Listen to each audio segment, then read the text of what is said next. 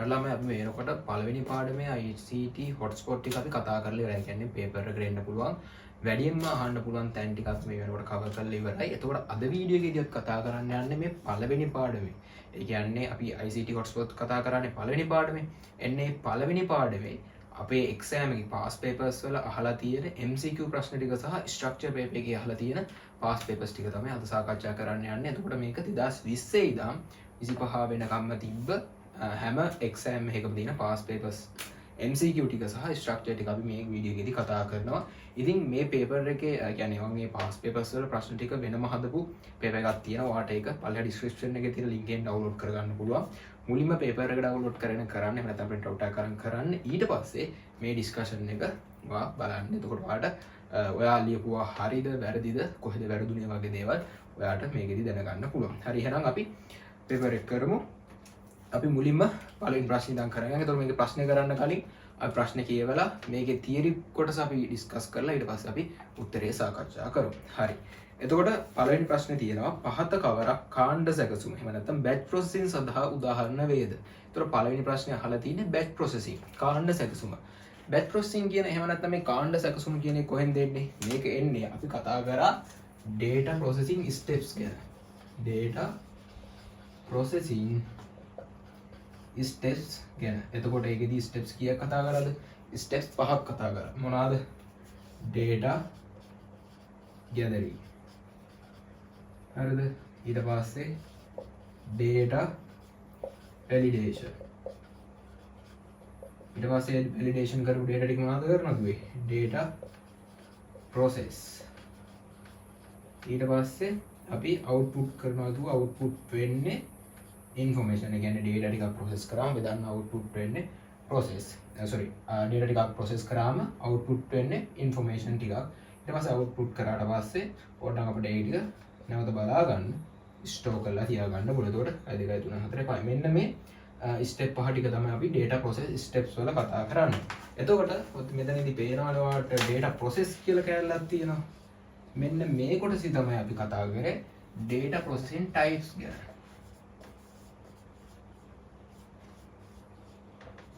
data processing type.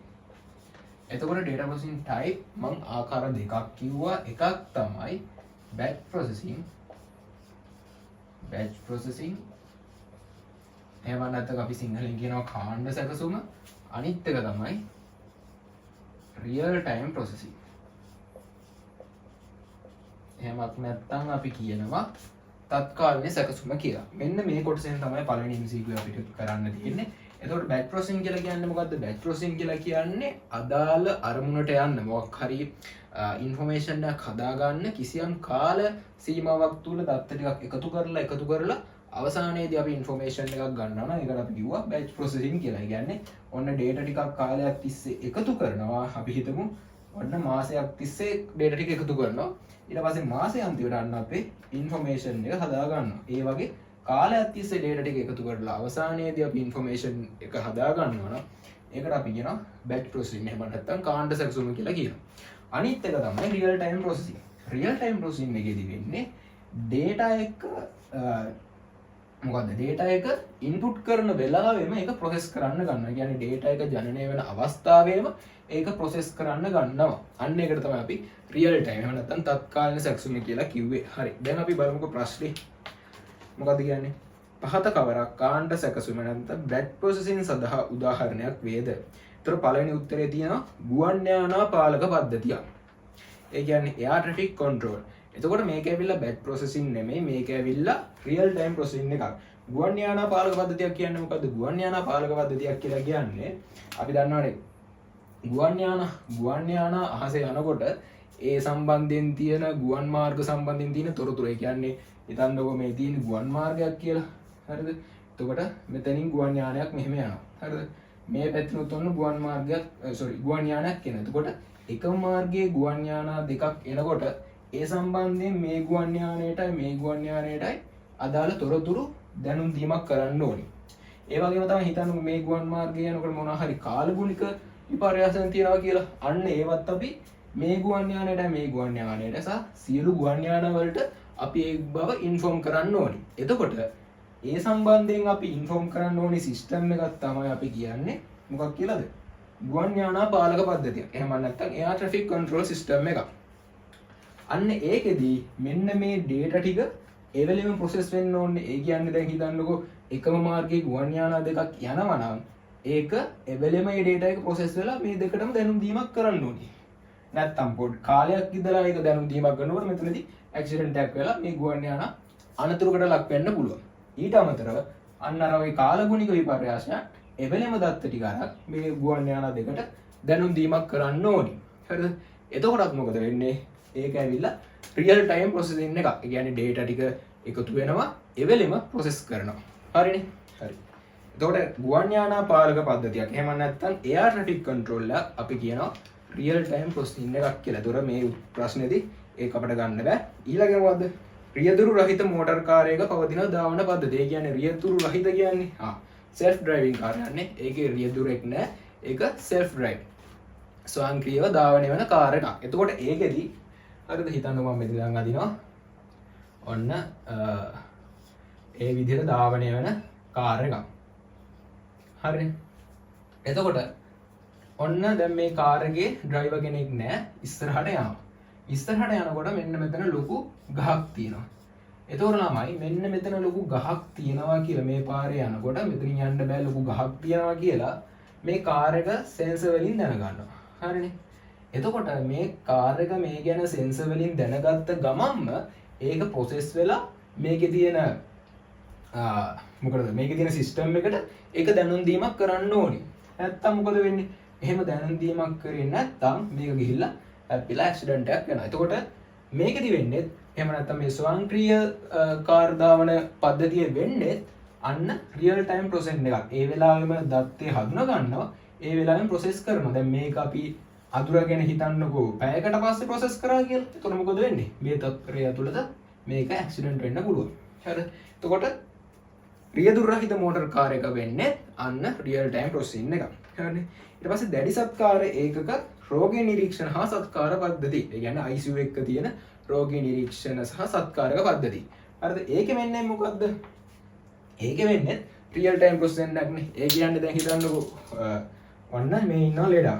හරිද? මේ ඉන්නවා රෝගියා ඉන්නවා. එතකොට මෙයාගේ අපි heart beat එක බලන්න ඕන අර මැෂින් එක හයි කරලා තියෙනවා මේ විදිහට යන මැෂින් එක. එතකොට මේකෙදි මේ මැෂින් එකේ ඒ data ටික ඒ රෝගියාගෙන් එවෙලෙම තත්පරයට මිලි තත්පරයට අරගෙන ළමයි ඒ ටික මෙෂර් කරගෙන ડોක්ටර්ට එහෙම නැත්නම් ඒ ඉන්න කට්ටියට ඉන්ෆෝම් කරන්නේ. නැත්නම් හිතන්නකෝ මෙයාගේ ඒ data ටික කාලයක් ගියාට පස්සේ දෙනවා කියලා. එතකොට මෙයාට මොකක් හරි රෝගී තත්ත්වයක් ඇති වුණොත් එයාට ඒක රෝගී තත්ත්වය වැඩි වුණාට පස්සේ තමයි අන්න ડોක්ටර්ස්ලා අඳුරගන්නේ. එහෙම නැතුව ඒ රෝගියාගේ තත්ත්වය එවෙලෙම ප්‍රොසෙස් කරලා ලබා දෙනවා. අන්න එතනදි වෙන්නේ රියල් ටයිම් ප්‍රොසෙසින් එක. හරිනේ. හරි ඊළඟට තියෙනවා වේතන සැකසීමේ පද්ධති පේරෝල් සිස්ටම් එක. වේතන සැකසීමේ පද්ධතිය වෙන්නේ මොකද්ද? වේතන සැකසීමේ පද්ධතියේදී වෙන්නේ මොකක් හරි කම්පැනි එක එහෙම නැත්නම් මොකක් හරි කාඩ් එකක වෙන්න පුළුවන් කම්පැනි එකක වෙන්න පුළුවන්. ඒකෙදී මාසයකදී හෝ සතියකදී සේවකයන් වැඩ කරපු පැය ගාන, එයාලා හදපු ප්‍රොඩක්ට්ස් ගාන මෙන්න මේවා එකතු කරලා මාසය අන්තිමකදී හෝ එහෙම නැත්නම් සතිය අන්තිමේදී අදාළ වැටුප හදන එක තමයි පේරෝල් සැකසීමේ පද්ධතියකදී වෙන්නේ. එතකොට ඒකෙදි අන්න අර කියපු දේ වෙනවනේ. මොකද්ද? කාලයක් තිස්සේ දත්ත එකතු කරලා අන්තිමට මොකක්ද හදන්නේ? වැටුප් ලේඛනය හදනවා. එතකොට මෙතනදී මොකද්ද වෙන්නේ? බැච් ප්‍රොසෙසින් එකක්. එතකොට මේ ප්‍රශ්නෙට උත්තරය වෙන්නේ 4 වෙනි ප්‍රශ්නේ. ඊට පස්සේ තියෙනවා න්‍යෂ්ටික බලාගාර පාලන පද්ධතිය. ඒකෙදිත් වෙන්නේ රියල් ටයිම් ප්‍රොසෙසින් එකක්. ඒකෙදිත් වෙන්නේ. හරිනේ. හරි. එතකොට පළවෙනි ප්‍රශ්නෙට උත්තරය වෙන්නේ වේතන සැකසීමේ පද්ධතිය. 4 වෙනි උත්තරේ. හරි. ඊළඟට අපි යනවා ඊළඟ ප්‍රශ්නෙට. ඔන්න දෙවෙනි ප්‍රශ්නේ අහලා තියෙන්නේ අර කොටසෙන්ම තමයි. ඒ කියන්නේ බැච් ප්‍රොසෙසිස් සහ රියල් ටයිම් ප්‍රොසෙසින් ඒ කියන concept එකකින්ම තමයි දෙවෙනි ප්‍රශ්නෙත් අහලා තියෙන්නේ. ඒකෙදි අහනවා පහත කවරක් සඳහා තත්කාලීන සැකසුම් රියල් ටයිම් ප්‍රොසෙසින් අවශ්‍ය වේද? රියල් ටයිම් ප්‍රොසෙසින් අවශ්‍ය වේද කියලා තමයි අහන්නේ. ඒතර පළවෙනි එක මොකද්ද? A. ඒගේ මොකක්ද අහන්නේ? ඒගේ කියන්නේ ගණදෙනුකරුවන්ගේ මාසික විදුලි බිල් ජනනය කිරීම. ගණදෙනුකරුවන්ගේ මාසික විදුලි බිල්. ඒ කියන්නේ මාසයක් තිස්සේ යාළගේ විදුලි බිල පරිභෝජනය කොහොමද කියලා බලලා මාසයේ අන්තිමට අන්න විදුලි බිල දෙනවා. ඒ කියන්නේ විදුලි බිල කියන්නේ මොකද? එතනදී ඉන්ෆෝමේෂන් එක අන්න එක දෙනවා. ඒතකොට ඒකද මොකද්ද වෙන්නේ? මාසයක් තිස්සේ වුණ විදුලි පරිභෝජනය බලලා තමයි දෙන්නේ. ඒතකොට ඒක ඇවිල්ලා කාලයක් තිස්සේ එකතු කරපු දත්ත ටික ප්‍රොසෙස් කරන නිසා අපි කියනවා බැච් ප්‍රොසෙසින් එකක් කියලා. හරි. ඒක බැච් ප්‍රොසෙස්. එහෙම නැත්නම් අපි කාණ්ඩ සැකසුම කියලා කියනවා. ඊළඟට මොකද්ද? ගනුදෙනු කරුවෙකු ස්වයංක්‍රීය ටෙලර් යන්ත්‍රයකින් මුදල් ලබා ගන්නා විට ඇයගේ හෝ ඔහුගේ බැංකු ගිණුමේ ශේෂය යාවත්කාලීන කිරීම. ඒ කියන්නේ ඔන්න ATM මැෂින් එක තියෙනවා. හරිද? කවුරු හරි එක්කෙනෙක් ගිහිල්ලා මේකෙන් තමන්ගේ කාඩ් එක දාලා ඔන්න රුපියල් 5000ක් ගන්නවා. හරිනේ. ඒතකොට හිතන්නකෝ මෙයාගේ account එකේ balance එක රුපියල් 20000ක් තිබ්බා කියලා. 20000ක් තිබ්බා කියලා. එතකොට මේ 5000 ගත්ත ගමන්ම මේ 20000න් 5000ක් අඩු වෙලා එයා ගිණුමේ සල්ලි විදිහට අන්න 15000ක් කියලා අපිට පෙන්වන්න ඕනේ. හරිද? අන්න ඒ විදිහට පෙන්වන එකට මොකක්ද කියන්නේ කියලා තමයි මේකෙදි දෙවෙනි එකේදී කියන්නේ. එතකොට ළමයි ඒකෙදි වෙන්නේ ඒව කියන්නේ දැන් මෙයා සල්ලි ගත්ත වෙලාවෙම පද්ධතිය අප්ඩේට් වෙන්න ඕනි 15000යි කියලා. ඩේටා එක ගන්නවා. හරිද? ඩේටා එක ගත්ත වෙලාවෙම අන්න 5000 කැපිලා 15000යි කියලා පෙන්වනවා. හැබැයි හිතන්න එහෙම නැහැ කියලා 20000ම තියෙනවා නම් එතකොට අපිට ඕන වෙලාවක අර ගානම අපිට නැවත ගන්න පුළුවන් පද්ධතිය අප්ඩේට් වෙන්නේ නැත්තම්. හැබැයි එහෙම වෙන්නේ නැහැ. ATM පද්ධතියකදී මොකද වෙන්නේ? අපි සල්ලි ගත්ත ගමන්ම අන්න අපේ ගිණුම හැම ගිණුමකම අපේ තියෙන ගාන අප්ඩේට් වෙනවා. අන්න එතනදී වෙන්නේ මොකද්ද? රියල් ටයිම් ප්‍රොසෙසින් එක. ඒතකොට B වලට තියෙන්නේ රියල් ටයිම් ප්‍රොසෙසින්.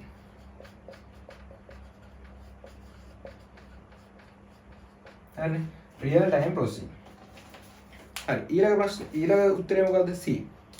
සාර්ථක අවසන් වූ සෑම ගනුදෙනුවකටම පසු ගබඩාවේ ඉතිරි තොගය යාවත්කාලීන කිරීම. සාර්ථකව අවසන් වූ සෑම ගනුදෙනුවකටම පසු ගබඩාවේ ඉතිරි තොගය යාවත්කාලීන කිරීම. ඒ කියන්නේ ඔන්න අපේ තියෙනවා කඩයක්. හරිද? මේ කඩේ ඔන්න මම හිතන්නේ පොත් සෙට් එකක් තමයි තියෙන්නේ. දැන්ට තියෙනවා පොත් 5ක්. හරිද? පොත් 5ක් තියෙනවා.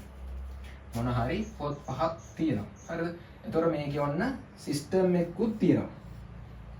හරිනේ? සිස්ටම් එකේදී පෙන්නනවා දැනට අවේලබල් තියෙනවා පොත් 5ක්. එතකොට මේකෙදි කියන්නේ මම මේ උදාහරණයකට පොත් 5 කියන ගත්තේ මේකෙදි කියන්නේ සාර්ථකව අවසන් වූ සෑම ගනුදෙනුවකටම පසු ගබඩාවේ ඉතිරි තොගය මේ හිතන්නකො මේ තියෙන්නේ ගබඩාව කියලා. හරිද? මේ ගබඩාවේ ඉතිරි තොගය යාවත්කාලීන කිරීම. ඔන්න දැන් කස්ටමර් කෙනෙක් ඇවිල්ලා හරිද? කස්ටමර් කෙනෙක් ඇවිල්ලා මේ කඩෙන් ඔන්න එක පොතක් ගන්නවා. හරිනේ? එක පොතක් මෙයා ගන්නවා. එක පොතක් ගත්තාම පොත් කීයද ඉතුරු වෙන්නේ? පොත් 4යි ඉතුරු වෙන්නේ. පොත් 4යි ඉතුරු වෙන්නේ. එතකොට මේ 4 ඉතුරු වෙන එක සිස්ටම් එකේ එවලෙම යාවත්කාලින වෙලා බුක් කීයක්ද? 4ක් තියෙනවා කියලා පෙන්වන්න ඕනේ. එතකොට හැම ගනුදෙනුවක් අවසානයේම අන්න පොත් 4යි. එහෙම නැත්නම් අදාළ තොගය නැවත යාවත්කාලින කරනවා නම් ඒකටත් අපි කියනවා මොකද්ද? Real time processing. මොකද ගනුදෙනුවක් වෙනවා අන්න අප්ඩේට් වෙනවා සිස්ටම් එක. එහෙනම් එතනදී වෙන්නේ C වෙන්නේ මොකද්ද? රියල් ටයිම් ප්‍රොසෙසින් එක. රියල් ටයිම් ප්‍රොසෙස් එක. හරිනේ. එතකොට මේකේ උත්තරේ විදිහට අපිට ගන්න පුළුවන් පහත කවර සත තත්ත්වයේ කාලන සැකසුම රියල් ටයිම් ප්‍රොසෙසින් එහෙනම් B සහ C කියන උත්තරේ. උත්තරේ පහ උත්තරේ තමයි අපිට ගන්න පුළුවන් B සහ C පමණයි කියන උත්තරේ. හරි. එතකොට දෙවෙනි ප්‍රශ්නෙත් ඔන්න ඉවරයි. හරි. එතකොට පළවෙනි ප්‍රශ්නෙත් ඉවරයි. ඔන්න දෙවෙනි ප්‍රශ්නෙත් ඉවරයි. දැන් අපි යනවා තුන්වෙනි ප්‍රශ්නෙට. හරිද? එතකොට තුන්වෙනි ප්‍රශ්නේ මොකක්ද අහන්නේ? ශිෂ්‍ය තොරතුරු පද්ධතියකට සිසුන්ගේ පෞද්ගලික තොරතුරු ශිෂ්‍ය තොරතුරු පද්ධතියකට සිසුන්ගේ පෞද්ගලික තොරතුරු සහ ඔවුන්ගේ විභාග ලකුණු ආදානය කෙරේ. විෂයක ලකුණු පරාසය 0 සිට 100 තෙක් වේ. මොකද කියන්නේ විෂයක ලකුණු පරාසය 0 සිට 100 තෙක් වේ. සිසුවෙකු අනිවාර්ය සහ තෝරාගත හැකි එහෙම නැත්නම් වෛකල්පික කියලා තියෙනවා. ඒ කියන්නේ තෝරාගත හැකි විෂයන් එකතුවක් හදාරා අදාළ විභාගයන්ට පෙනී සිටිය යුතුය. පහත කවරක් ඉහත පද්ධතියේ සුදුසු දත්ත වළංගු කිරීමේ මොකද්ද දත්ත වළංගු කිරීම? එහෙම නැත්නම් අපි ඔකට කියනවා data validation. දත්ත වළංගු කිරීමේ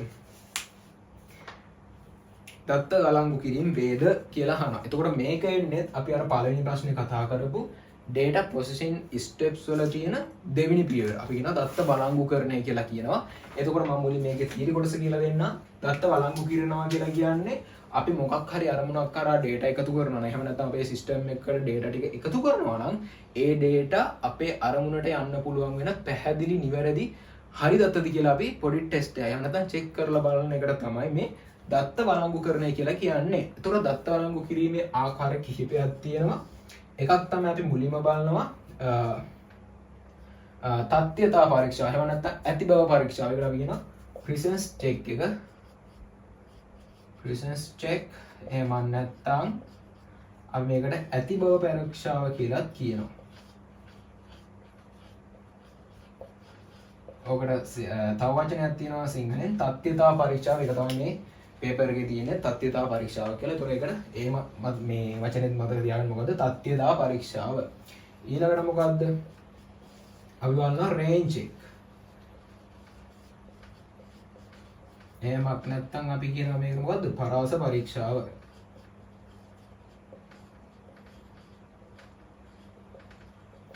පරාස පරීක්ෂාව. අනිත් එක මොකද්ද? type check එක. අපි කියනවා දත්ත ප්‍රරූප පරීක්ෂාව. අනේ ඒ කියන්නේ මෙන්න මේ පියවරන් එහෙම නැත්නම් මෙන්න මේ කියන concept තුන තමයි අපි මේ data validation වලදී කතා කරන්නේ. කියන්නේ දත්ත බලංගු කරනකොට මෙන්න මේ check පරීක්ෂාවන් ටික අපි පරීක්ෂා කරනවා. හරිද? එතකොට මොකද්ද මුලින්ම presence ඇති බව පරීක්ෂා කරනවා කියලා කියන්නේ? ඇති බව පරීක්ෂා කරනවා කියලා කියන්නේ මම අර පළවෙනි වීඩියෝ එකේදී කිව්වා. ඒක බැලුවේ නැත්නම් අනිවාර්යෙන් පළවෙනි වීඩියෝ එක බලන්න. ඒකෙදී මේක හොඳට explain කරලා දෙනවා. ඒක අනිවාර්යෙන් බලන්න. මම මෙතනදී පොඩි briefly explain කරන්න. presence check කියන්නේ සහ මේ තුරු check කරන ක්‍රම ටික මම කියලා දෙනවා. එතකොට presence check එකේදී කරන්නේ අපේ system එකට අනිවාර්ය දත්තයක්. හිතන්නකෝ මම මගේ අපේ LMS එකට ඔයාගේ details ටික ගන්නවා කියලා. එතකොට ඔයාගේ නම කියන එක අපිට අනිවාර්ය data එකක්. ඒ අනිවාර්ය data එක ඔයා fill කරලා තියනවාද කියලා තමයි අපි මෙන්න මේ ඇති බව පරීක්ෂා එහෙම නැත්නම් තත්ත්වතා පරීක්ෂාවෙන් කරන්නේ. ඊළඟට පරාස පරීක්ෂාවෙන් බලන්නේ කිසියම් range එකක් ඇතුළත ඒ data ටික තියනවාද කියලා. උදාහරණයක් විදිහට ඔයාගේ ටෙලිෆෝන් නම්බර් එක අපි LMS එකට log වෙනකොට ඉල්ලනවා නම් ඒ ටෙලිෆෝන් නම්බර් එකේ උඩරිම තියෙන්න පුළුවන් සංඛ්‍යා 10යි. අවම තියෙන්නත් පුළුවන් සංඛ්‍යා 10යි. එතකොට අන්නේ පරාසය තුලද ඔයාගේ ටෙලිෆෝන් නම්බර් එක ඔයා දාලා තියනවාද කියලා බලන එක තමයි මේ රේන්ජ් check එකේදී. එහෙම නැත්නම් කිසියම් පරාසයකට අදාළ data ටික තියනවාද කියලා තමයි. දැන් හිතන්න මාසේ දානවා කියලා. දැන් අවුරුද්දක් කියන්නේ date එකක් දානකොට මාස කොහොමද 13ක් 14ක් තියෙන්නේ නැහනේ. මාස තියෙන්නේ එකේ ඉඳන් 12 දක්වා විතරයි. අන්න ඒ වගේ රේන්ජ් එකට අදාළ data තියනවාද කියලා තමයි පරාස පරීක්ෂාවෙන් බලන්නේ. type check එකේදී බලන්නේ data type එක. data ප්‍රරූපය මොන වගේද කියන එක. ඒ කියන්නේ හිතන්න ඔයාට ඔයාගේ වයස ඇතුළත් කරන්න දීලා තියෙනවා අපේ LMS login form එකේදී. එතකොට ඔයා වයස වෙනකොට අන්න අකුරෙන් මොන හරි දාලා තියෙනවා නම් අන්න එතනදී අපි කියනවා ඔයාට මෙතන අකුරු දාන්න බෑ. මෙතන අනිවාර්යයෙන්ම ඉලක්කමක් තියෙන්න ඕනේ. අන්න ඒ වගේ එකට තමයි අපි දත්ත ප්‍රරූපය කියන්නේ ඔයා ඇතුළත් කරන data එක text එකක්ද number එකක්ද හරි ඒ වගේ එකක්ද කියලා බලන. එහෙම නැත්නම් symbol එකක්ද ඇතුළත් කරලා තියෙන්නේ කියලා බලන එක තමයි දත්ත ප්‍රරූප පරීක්ෂාව. නිවැරදි ප්‍රරූපෙන් data එක system එකට ඇතුළත් කරලාද තියෙනවද කියලා බලන එක තමයි අපි මේකෙදි කතා කරන්නේ. හරි. මම හිතනවා idea එකක් තියෙන කියලා. හරි. අපි ඊළඟට මේකේ උත්තර ටික. පළවෙනි එක මොකක්ද කියන්නේ? A. සිසුවකු පෙනී සිටි නොසිටි සෑම විෂයකම ලකුණු සඳහා තත්ත්වතා පරීක්ෂා. මුලින්ම අපි ආයේ ප්‍රශ්න ටිකක් කියලා ලියමු. ශිෂ්‍ය තොරතුරු පද්ධතියකට සිසුන්ගේ පෞද්ගලික තොරතුරු කියන්නේ ශිෂ්‍ය තොරතුරු පද්ධතියකට student information system එකට අපි මේක ගමුකෝ. හරිද? මේ තියෙන්නේ system එක. student information system එක. right? ශිෂ්‍ය තොරතුරු පද්ධතියකට සිසුන්ගේ පෞද්ගලික තොරතුරු සහ ඔවුන්ගේ විභාග ලකුණු. සිසුන්ගේ මොනවද දානවා කියන්නේ? එයාලගේ personal details මම PD කියලා ගන්නවා සහ ආයි මොනවද දාන්නේ? පෞද්ගලික තොරතුරු උන්ගේ විභාග ලකුණු exam marks. හරිනේ exam marks ආදානය කෙරේ. විෂයක ලකුණු පරාසය අන්න දිනා විෂයක ලකුණු පරාසය. ඒ කියන්නේ එක සබ්ජෙක්ට් එකක් තියෙනවා. මොකක් හරි සබ්ජෙක්ට් එකක් දාන අපි හිතමු සබ්ජෙක්ට් තියෙනවානේ. මේ සබ්ජෙක්ට් එක මාක් රේන්ජ් එක. ඒ කියන්නේ ඔන්න හිතන්නකෝ මේ වගේ ඔයාගේ සබ්ජෙක්ට් එකේ ලකුණු දාන්න ඔන්න තියෙනවා තැන. එතනදී උපරිම දාන්න පුළුවන් 0.100ත් අතර විතරයි. ඍණ 1 දාන්න බෑ, 105 දාන්න බෑ, 0ට වඩා අඩු ඒවා දාන්නත් බෑ, 100ට වඩා වැඩි ඒවාත් දාන්න බෑ. මෙතන 0.100ත් අතර ලකුණු තමයි දාන්න ඕනේ. හරි. ඊළඟට කියනවා සිසුවෙකු අනිවාර්ය සහ තෝරාගත හැකි විෂයන් එකතුවක් හදාරා අදාළ විභාගයට පෙනී සිටිය යුතුයි. ඒ කියන්නේ මේ ස්ටුඩන්ට් කෙනෙක්ට හරිද සබ්ජෙක්ට් ටිකක් තෝරගන්න පුළුවන්. ඒ කියන්නේ එයාට අනිවාර්ය සබ්ජෙක්ට් එකකුත් තියෙනවා. ඒ වගේම තමයි තෝරගන්න සබ්ජෙක්ට් එකකුත් තියෙනවා. හරිද? මෙයාට හිතමු අපි හිතමු නිකන් මෙයාට තියෙනවා මොනවාද? මැත්ස් කියන සබ්ජෙක්ට් එක එයා අනිවාර්යෙන් කරන්න ඕනේ. හරිද? ඊට පස්සේ ඉංග්‍රීසි කියන සබ්ජෙක්ට් එකත් එයා අනිවාර්යෙන් කරන්න ඕනේ. ICT කියන සබ්ජෙක්ට් එකත් එයා අනිවාර්යෙන් කරන්න ඕනේ. අන්න එයාට ඊට අමතරව තෝරගන්න පුළුවන් තවත් සබ්ජෙක්ට් ටිකක් තියෙනවා. හරිද? අන්න ඒ විදිහට තමයි ඒක වෙන්නේ. හරිද? විෂයන් එකතුවක් හදාරා අදාළ විභාගයන්ට පෙනී සිටිය යුතුය. පහත කවරක් ඉහත පද්ධතියට සුදුසු தත්ත්ව වළංගු කිරීම අවශ්‍ය වේද. එතකොට මෙන්න මේ සංකල්ප වලට අදාළව අපි සිස්ටම් එකක් හදනවා නම් ඒ සිස්ටම් එකේදී අපි data validation දානකොට මොන වගේද කියලා තමයි මේකෙදී අහන්නේ. ඒතකොට අපි බලමු උත්තර ටික. ඒ තියෙනවා මොකක්ද ඒ තියෙන්නේ? සිසුවෙකු පෙනී සිටි නොසිටි සෑම විෂයකම ලකුණු සඳහා තත්ත්වතා පරීක්ෂාව. සිසුවෙකු පෙනී සිටි නොසිටි සෑම විෂයකම ලකුණු සඳහා. ඒ කියන්නේ අපි සබ්ජෙක්ට් වලට අදාළව මාක්ස් ඇතුළත් කරනවානේ. හිතන්නකෝ එතන තියෙනවා මැත්ස්. ඊට අමතරව අපි හිතමු තෝරගත්ත සබ්ජෙක්ට් එකක් තියෙනවා කියලා සිංහල කියන එක යට තෝරගන්න තමයි තියෙන්නේ. හරිද?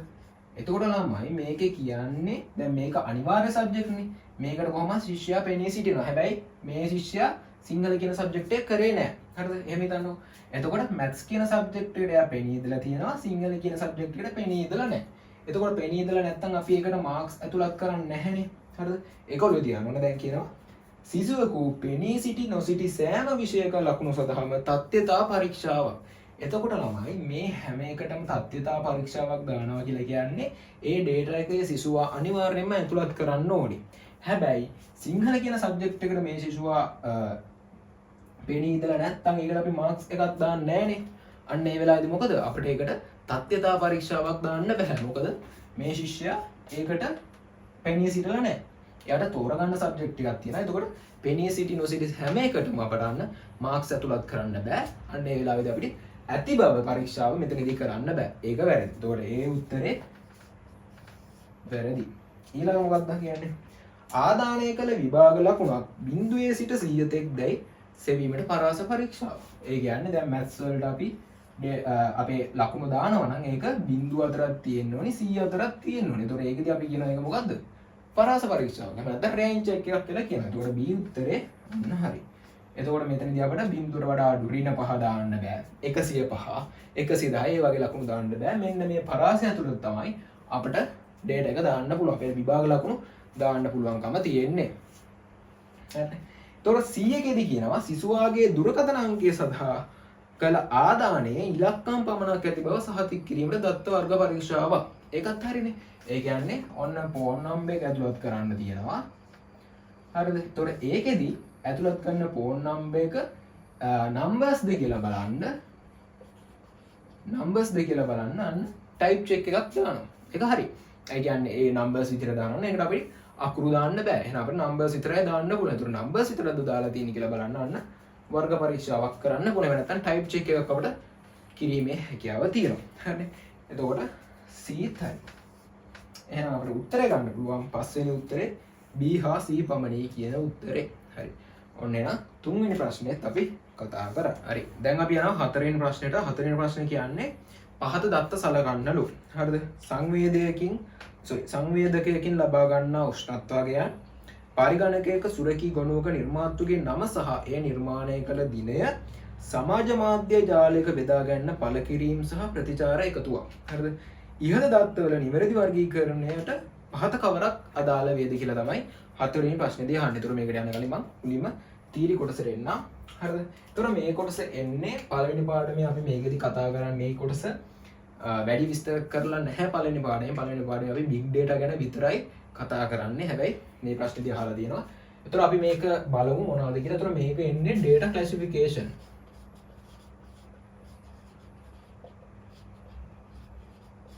එහෙම නැත්නම් අපි කියනවා දත්ත වර්ගීකරණය.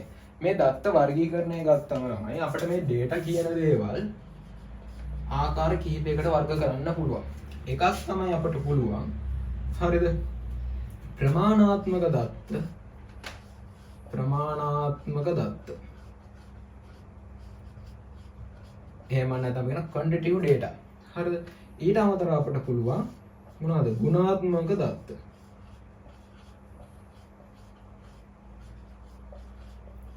ඒ කියන්නේ මොනවද? ප්‍රමාණාත්මක දත්ත කියලා කියන්නේ අපිට අංක ගණිතමය වශයෙන් මනින්න පුළුවන් සහ අදාළ ක්‍රියාකාරකම් කරන්න පුළුවන් දත්ත වලට අපි ප්‍රමාණාත්මක දත්ත කියලා කියනවා. ගුණාත්මක දත්ත කියලා කියන්නේ අපිට අර අංක ගණිතමය වශයෙන් කරන්න බැරි නිකම් කිසියම් හැඟීමක් ප්‍රකාශ කරන දත්ත වලට අපි අන්න ගුණාත්මක දත්ත කියලා කියනවා. හරිනේ? ඊළඟ එක තමයි අපිට පුළුවන් මේකෙන් දිනනවා මොනවා කියලාද? දත්ත පිළිබඳ දත්ත. දත්ත පිළිබඳ දත්ත. එහෙම නැත්නම් අපි ඉංග්‍රීසි වලින් කියනවා metadata. ඒ කියන්නේ මොකද්ද? ඒ කියන්නේ මොකක් හරි data එකක් තියෙනවා. ඒ data එක්ක විස්තර කරන තවත් data ටිකක් තියෙනවා.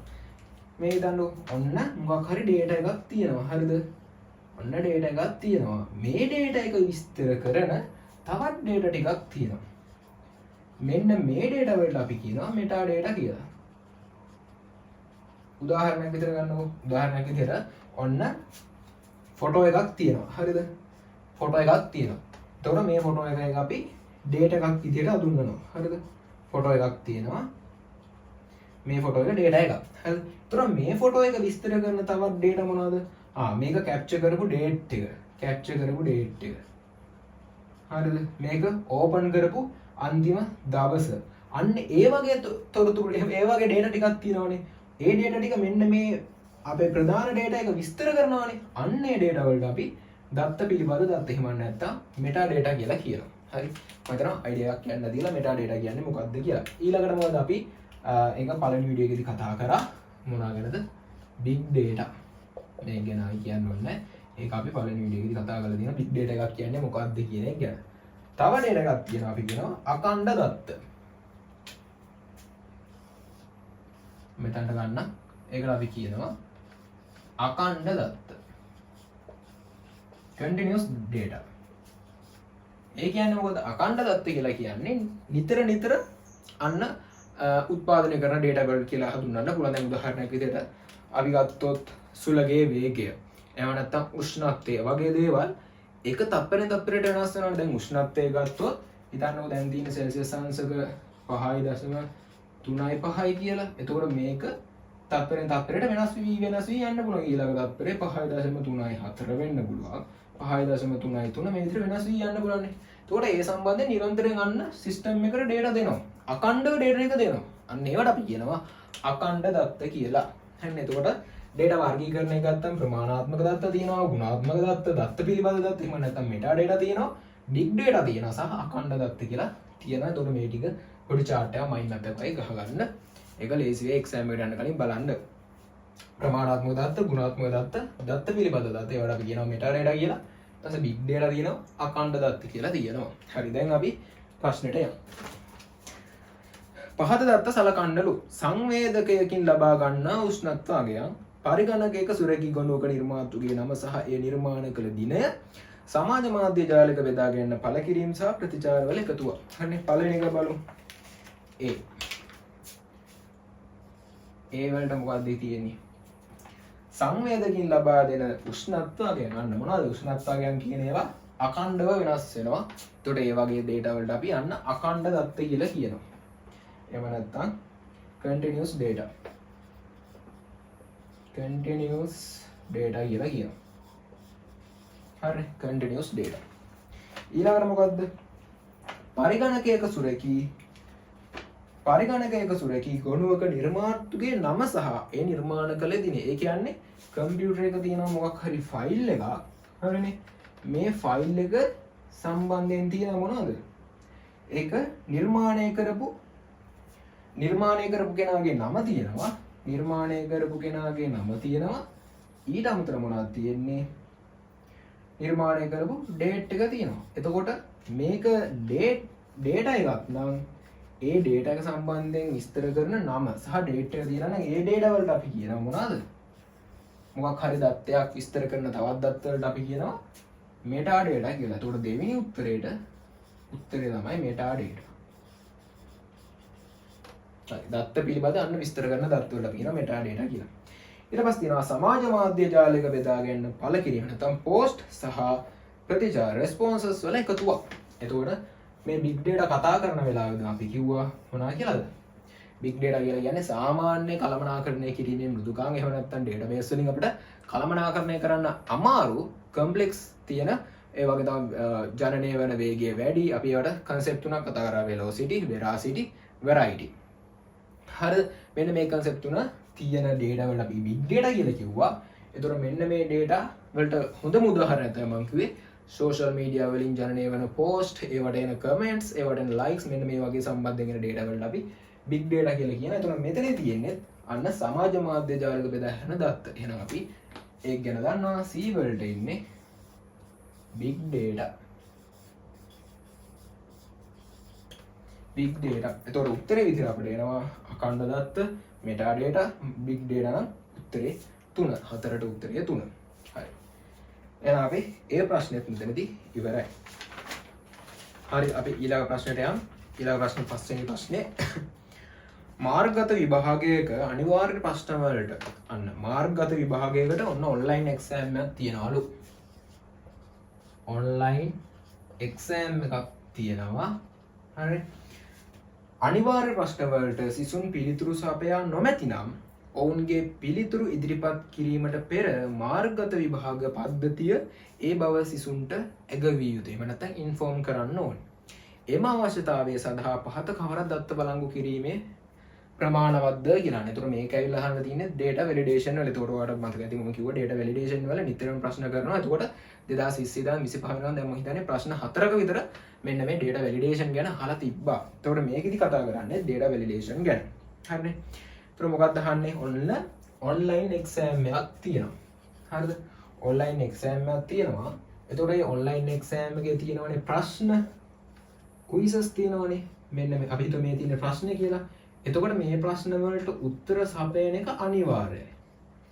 එක ප්‍රශ්නයක්වත් උත්තර සපයන්න නැතුව යන්න බෑ. මොකක් හරි දන්නේ නැත්නම් බොරුවක් හරි ටයිප් කරලා යන්න ඕනේ. අන්න එහෙම හිතන්නකෝ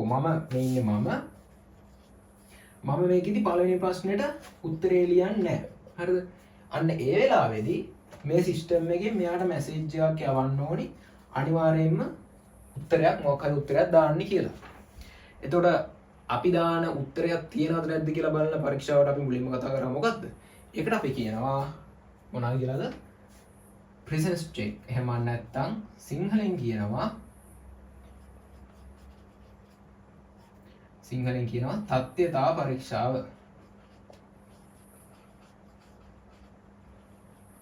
data එක තියෙනවද කියලා බලන එක අපි කියනවා ඇති බව පරීක්ෂා. නැත්නම් තත්ත්වතා පරීක්ෂාව. එහෙනම් මේකට උත්තරයට එන්නේ මොකද්ද? 4. දැන් මේකෙදි උත්තර කිහිපයක් තියෙනවා. පළවෙනි දත්ත පෙරූප data type එක නෙවෙයිනේ.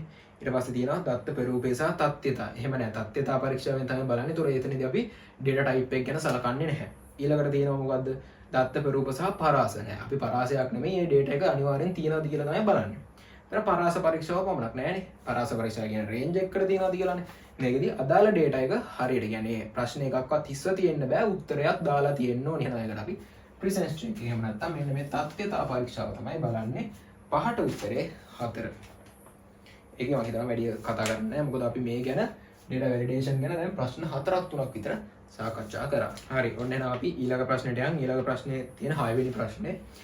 6 වෙනි ප්‍රශ්නේ මොකද්ද කියන්නේ? පහත කවරක් කාණ්ඩ සැකසුමට batch processing සඳහා හොඳ උදාහරණයක් වේද? එතකොට මේ processing type ගැන අපි කියන්නේ processing type දෙකක් කතා කරන්නේ. මොකද්ද? real time processing සහ batch processing. එතකොට මෙන්න මේ සම්බන්ධයෙන්ුත් ප්‍රශ්න 3-4ක් විතර අපි දැන් කතා කරා. එතකොට ඒ ගැනත් පොඩි අවධානයක් තියාගන්න පැටලෙන්න පුළුවන්. හරිනේ. එතකොට මේ ප්‍රශ්නේ අහන්නේ අන්න කාණ්ඩ සැකසුම ගැන. කියන්නේ මේ processing කිරීමේ ආකාර දෙක ගැන තමයි මෙතනදිත් අපෙන් ප්‍රශ්න කරලා තියෙන්නේ. හරි. එතකොට පහත කවරක් කාණ්ඩ සැකසුම සඳහා හොඳ උදාහරණ වේද? මේකේ උත්තර විදිහ තමයි දැන් බැච් ප්‍රොසෙසින් කියන්නේ මොකක්ද කියන එක දන්නවනේ. හා මම මෙතන එක්ස්ප්ලেইন කරන්නේ. මොකද්ද? A තියෙනවා A වලට මොකද්ද තියෙන්නේ? දැනට his තමන්ට ආසන්නම දැනට his තමන්ට ආසන්නතම රියගාල් කිරීමේ ස්ථානය කියන්නේ කාර් පාක් එහෙම නැත්නම් අපේ වෙහිකල් එක පාක් කිරීමේ ස්ථානය පරිශීලකට ප්‍රතිදානය කරන පද්ධතියක්. මම පොඩ්ඩක් මේක එක්ස්ප්ලেইন කරලා දෙන්නම් මේ පද්ධතිය ගැන. ඒ කියන්නේ ඔන්න හිතන්න ඇප් එකක් තියෙනවා. හරිද? ඇප් එකක් තියෙනවා. මේ ඇප් එකෙන් හැමනිතරම එනි ටයිම් අප්ඩේට් කරනවා.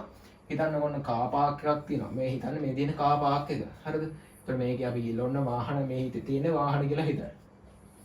හරිද? මේ තියෙන්නේ වාහන කියලා හිතන්න.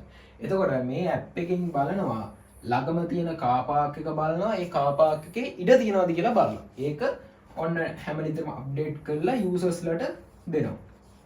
හරිද? ඒ වගේ පද්ධතියක් තමයි මෙතන කියන්නේ. ඒ කියන්නේ මෙතනදී මෙන්න මේ වාහනේ දැන් නැහැ කියලා කියමුකෝ. මේ වාහනේ නැත්තම් අන්න අප්ඩේට් කරනවා. මෙතන තියෙන අපි හිතුව මේකට A පාක් කියලා.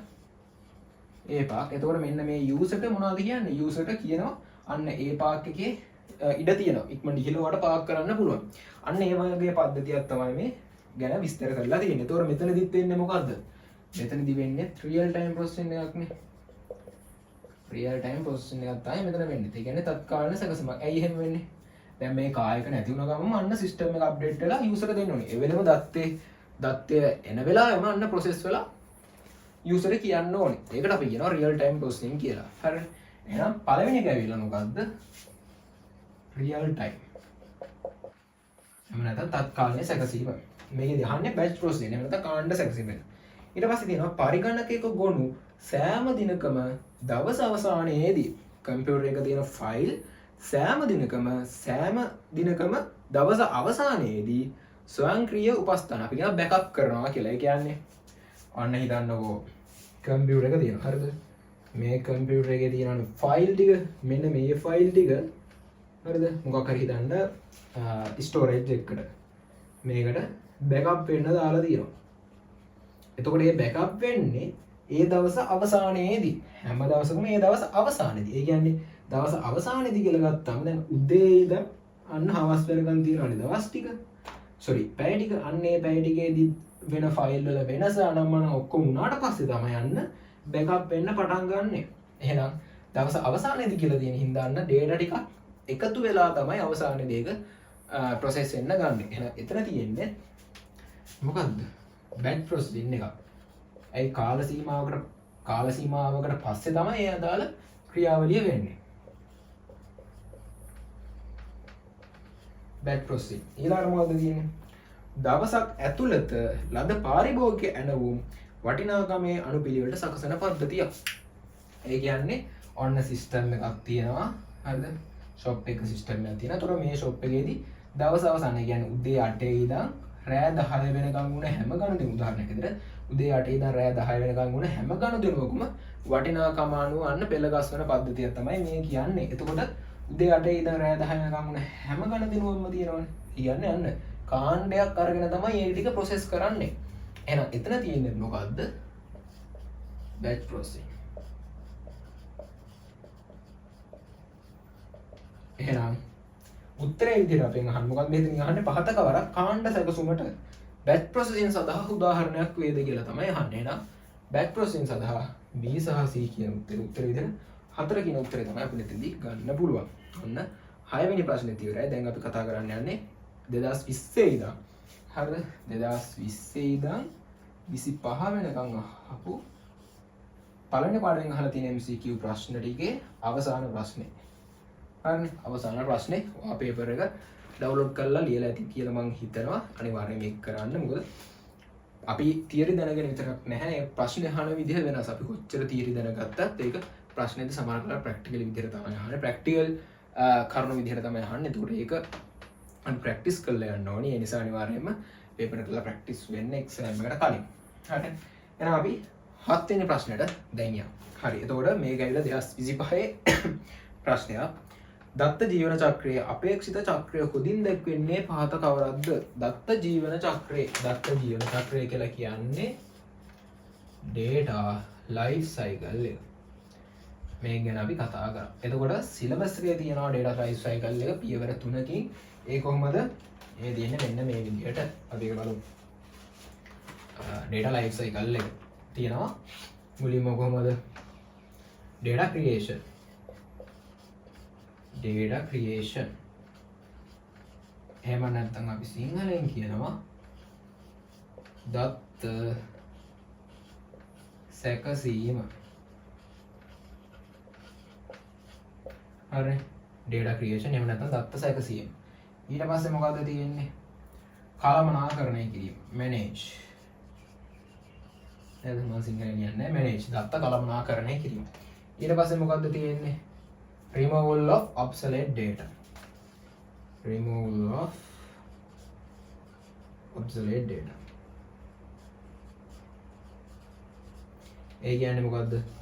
අභාවිත දත්ත ඉවත් කිරීම. කියන්නේ තව දුරටත් අපි දත්ත රැස් කරන දත්ත ටික අපේ සිස්ටම් එකට අවශ්‍ය වෙන්නේ නැත්නම් ඒ data ටික අපි ඉවත් කිරීමක් සිදු කරන එක තමයි removal of obsolete data කියලා කියන්නේ. එතකොට මෙන්න මේ කියන පියවරයන් තුන තමයි අපිට exam syllabus එකේදී තියෙන්නේ සහ teacher guide එකේදී විස්තර කරලා තියෙන්නේ. හැබැයි 2025 දී අපෙන් අහලා තියෙනවා දත්ත ජීවන චක්‍රය අපේක්ෂිත චක්‍රය හොඳින්ම දැක්වෙන්නේ පහත කවරක්ද? ඒතර මම ඉස්සර කිව්වා වගේ මේ තියෙන තියරියම එහෙම අපේ පේපර් එකේ දකින්න හම්බෙන්නේ නැහැ.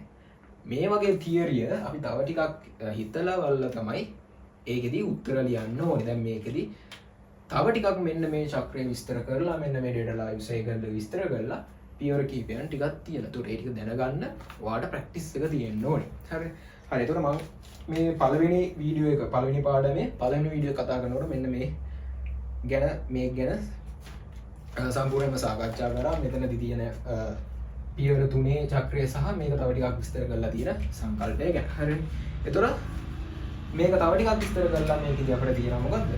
අපි මුලින්ම data collection එහෙම නැත්නම් රැස් කරනවා. data රැස් කරනවා. ඊට පස්සේ සකසනවා. ඊට පස්සේ භාවිතා කරනවා. ඊට පස්සේ සංරක්ෂණය කරනවා. ඊට පස්සේ ඉවත් කරනවා.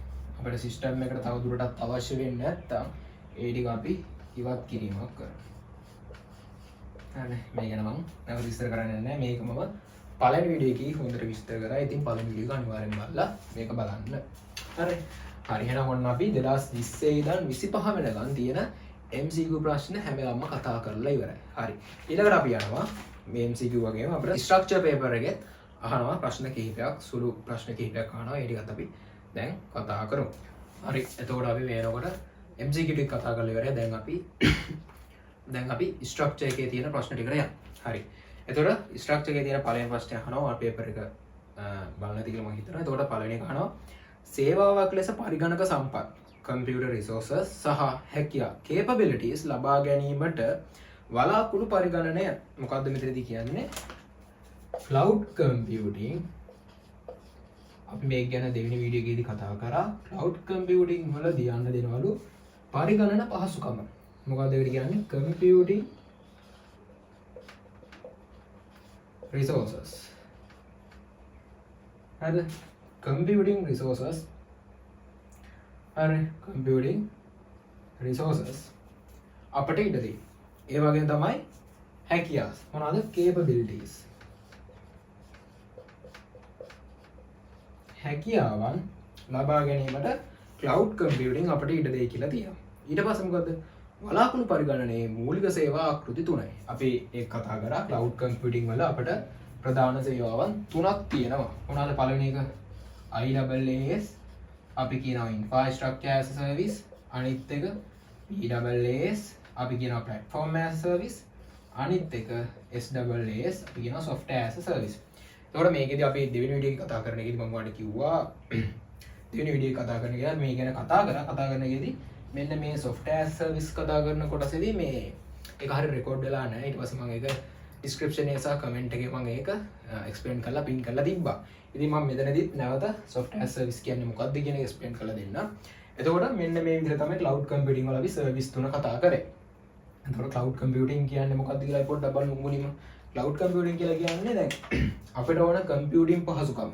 ඒ කියන්නේ පරිගණන පහසුකම. ඒ කියන්නේ data store කරන්න, data එක process කරන්න. අන්න ඒ වගේ අන්න ඒ වගේ computing පහසුකම තියෙනවානේ. මෙන්න මේ computing පහසුකම හරිද? අපේ කම්පියුටරේ සිදු කරන්නේ නැතුව ඉන්ටර්නෙට් එක හරහා මොකක් හරහාද?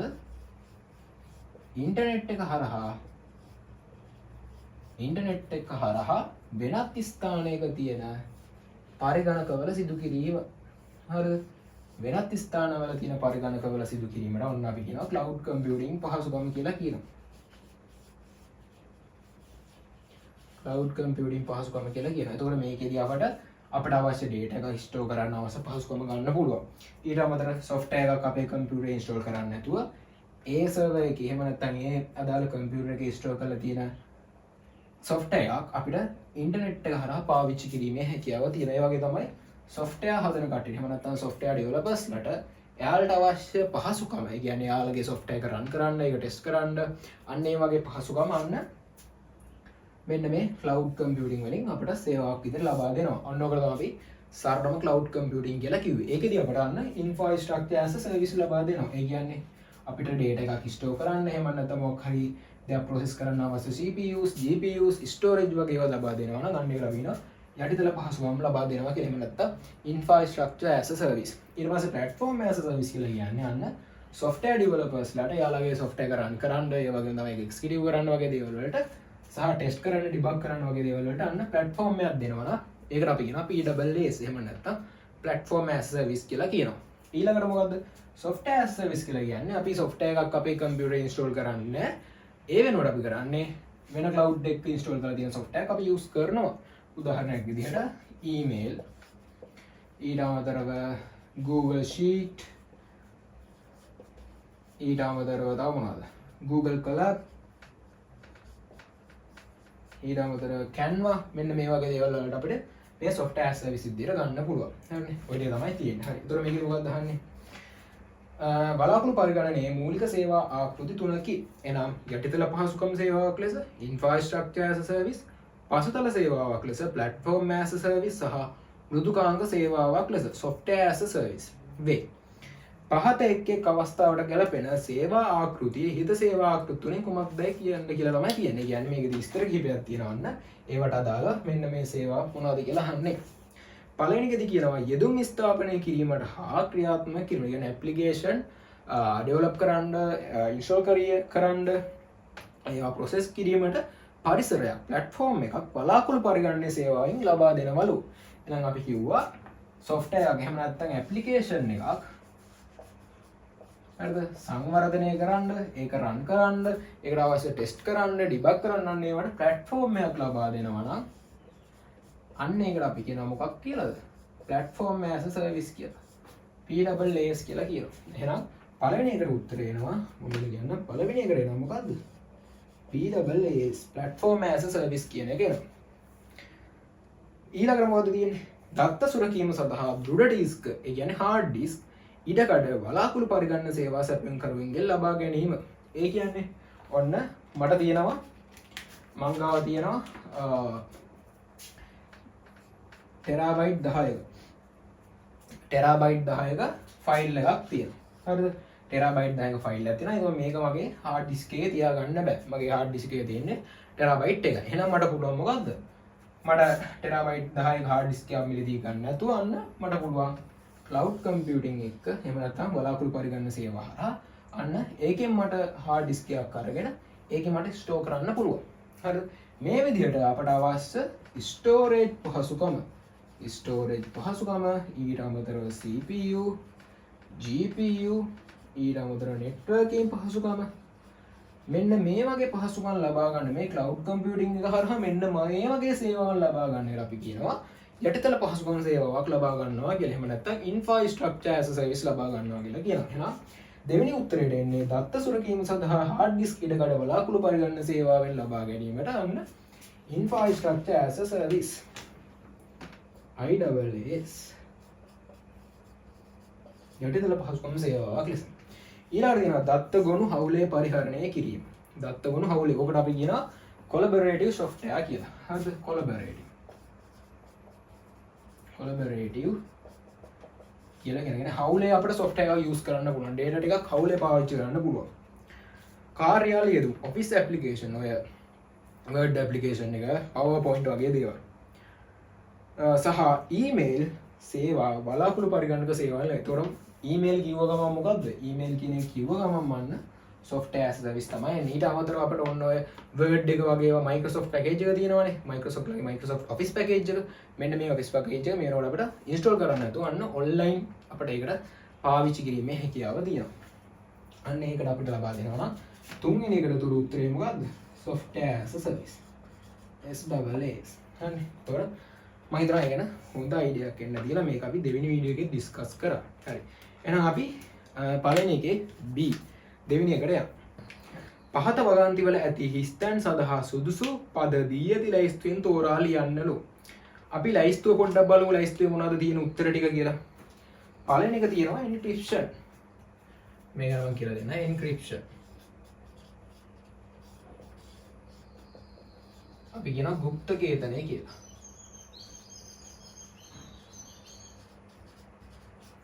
गुप्त केतन हरिද ඊළඟට මොකද තියෙන්නේ copyright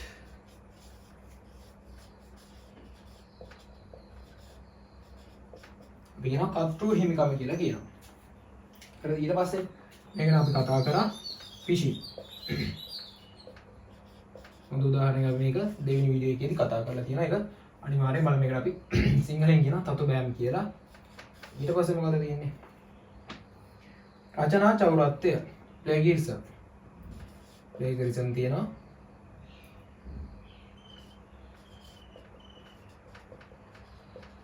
හරි ඊට පස්සේ තියෙනවා software piracy එහෙම නැත්නම් මෘදුකාංග චෞරත්වය software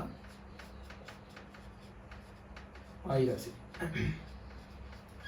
මෘදුකාංග චෞරත්වය ඒතර අපි මුලින්ම මේ concept එක පොඩ්ඩක් දැනගමු මොකද්ද මේ concept වලින් කතා කරන්නේ කියන එක ගැන හරි ඒතර මේකෙදි plagiarism ඊට පස්සේ software piracy phishing ඒ වගේ දේවල් කතා කරා අපි කලින් වීඩියෝ වල මෙන්න මේ දෙක තමයි වැඩියෙන්ම කතා කරේ නැත්තේ encryption කියලා කියන්නේ එහෙම නැත්නම් গুপ্ত කේතනය කියලා කියන්නේ මේ වගේ දෙයක්. ඔයා WhatsApp එකේ දැන් ගිහිල්ලා බැලුවොත් WhatsApp එකේ chat එක open කරලා බැලුවොත් එන්නේ කියනවා මෙන්න මේ වගේ තියෙනවා. end to end encryption කියලා මෙන්න මේ වගේ එකක් ඔයාලට බලා ගන්න පුළුවන් වෙයි. ඒ කියන්නේ গুপ্ত කේතනය කියලා දෙයක්. ඒ කියන්නේ මෙහෙම දෙයක්. ඔයා හරිද? හිතන්නකෝ WhatsApp එකකින් ඔයා මේ ඉන්නේ ඔයා. හරිද? මේ ඉන්නේ ඔයා මේ ඉන්නේ ඔයාගේ යාළුවා. හරිද? මේ ඉන්නේ ඔයාගේ යාළුවා. මෙතන අපි ගමු A කියලා මේ ඉන්නේ B. ඔයා hello කියලා මැසේජ් එකක් ඔයාගේ යාළුවාට යවනවා නම් හරිද? ඔයා යවනවා මැසේජ් එකක් hello කියලා. හරිද? මේ hello කියන මැසේජ් එක ඔයාගේ යාළුවාට යද්දී මේ hello කියන එක විදිහටම යන්නේ නැහැ. හරිද? ඒක යන්නේ කියව ගන්න බැරි මොකක් හරි සංකේත. එහෙම නැත්නම් සිම්බල් එකක් විදිහට කන්වර්ට් වෙලා තමයි යන්නේ. මේ මැසේජ් එක යන්නේ නිකන් මෙන්න මේ වගේ. හරිද? මේ වගේ මොකක් හරි අපි කියනවා මේක සයිබර් ටෙක්ස්ට් එකක්. හරිද? සයිබර් ටෙක්ස්ට් එකක් විදිහට කන්වර්ට් වෙලා තමයි යාළුවට යන්නේ. හරිද? ඊට පස්සේ මොකද වෙන්නේ? යාළුවා ගාවට ගියාට පස්සේ අදාළ සිස්ටම් එකෙන් ඒක අපි කියන එකට ඩික්‍රිප්ට් කරනවා කියලා ඩික්‍රිප්ට් වෙලා අන්න ආය hello කියන එක පෙන්නනවා. මෙන්න මේ වගේ සිස්ටම් එකකට තමයි encryption කියලා කියන්නේ. ඒ කියන්නේ අපි කිසියම් යවන පණිවිඩය කිසියම් කියව ගන්න බැරි රටාවකට කේතනයකට අපි පත් කරනවා. ඒ කියන්නේ ඔන්න අපේ මැසේජ් එක තියෙනවා. හරිද? මැසේජ් එක තියෙනවා. මේ මැසේජ් එක මොනවද කරන්නේ? গুপ্ত කේතනය කරනවා. එහෙම නැත්නම් අපි කියනවා encrypt කරනවා කියලා කියනවා.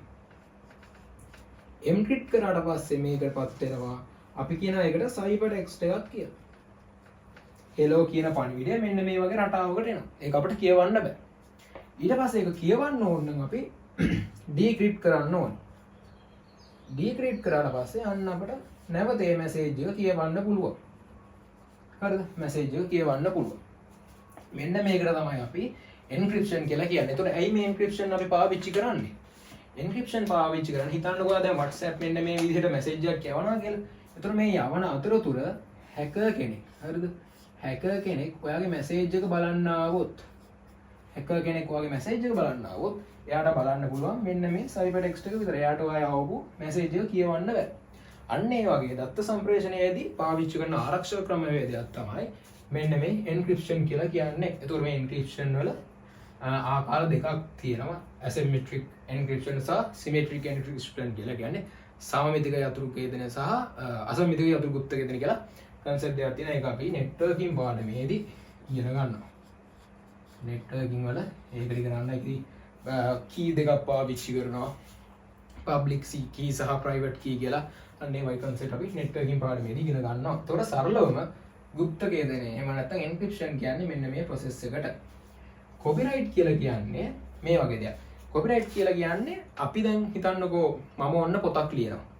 ඒ පොත තව කෙනෙක්ට පාවිච්චි කරන්න يعني තව කෙනෙක්ට ඒක එයාගේ කියලා ප්‍රකාශ කරන්න බැරි වෙන විදිහට මම නීතියෙන් ගන්න අයිතිවාසිකමක් තමයි කොපිරයිට්. එහෙම නැත්නම් කර්තෘ හිමිකම කියලා කියන්නේ. ඒ කියන්නේ ඔයා මොකක් හරි සින්දුවක් ලියනවා. ඒ සින්දුව තව කෙනෙක්ට එයාගේ විදිහට පාවිච්චි කරන්න බෑ. එයාගේ සින්දුවක් විදිහට කියලා ඒක පබ්ලිෂ් කිරීමේ හැකියාවක් නැහැ. ඔයා මේ කොපිරයිට් පහසුකම ලබා ගත්තොත් කොපිරයිට් අයිතිවාසිකම ලබා ගත්තොත් ඒකට අපි කියනවන්න කොපිරයිට් එහෙම නැත්නම් කර්තෘ හිමිකම කියලා කියනවා. ඒක තමයි සරලවම. හරිද?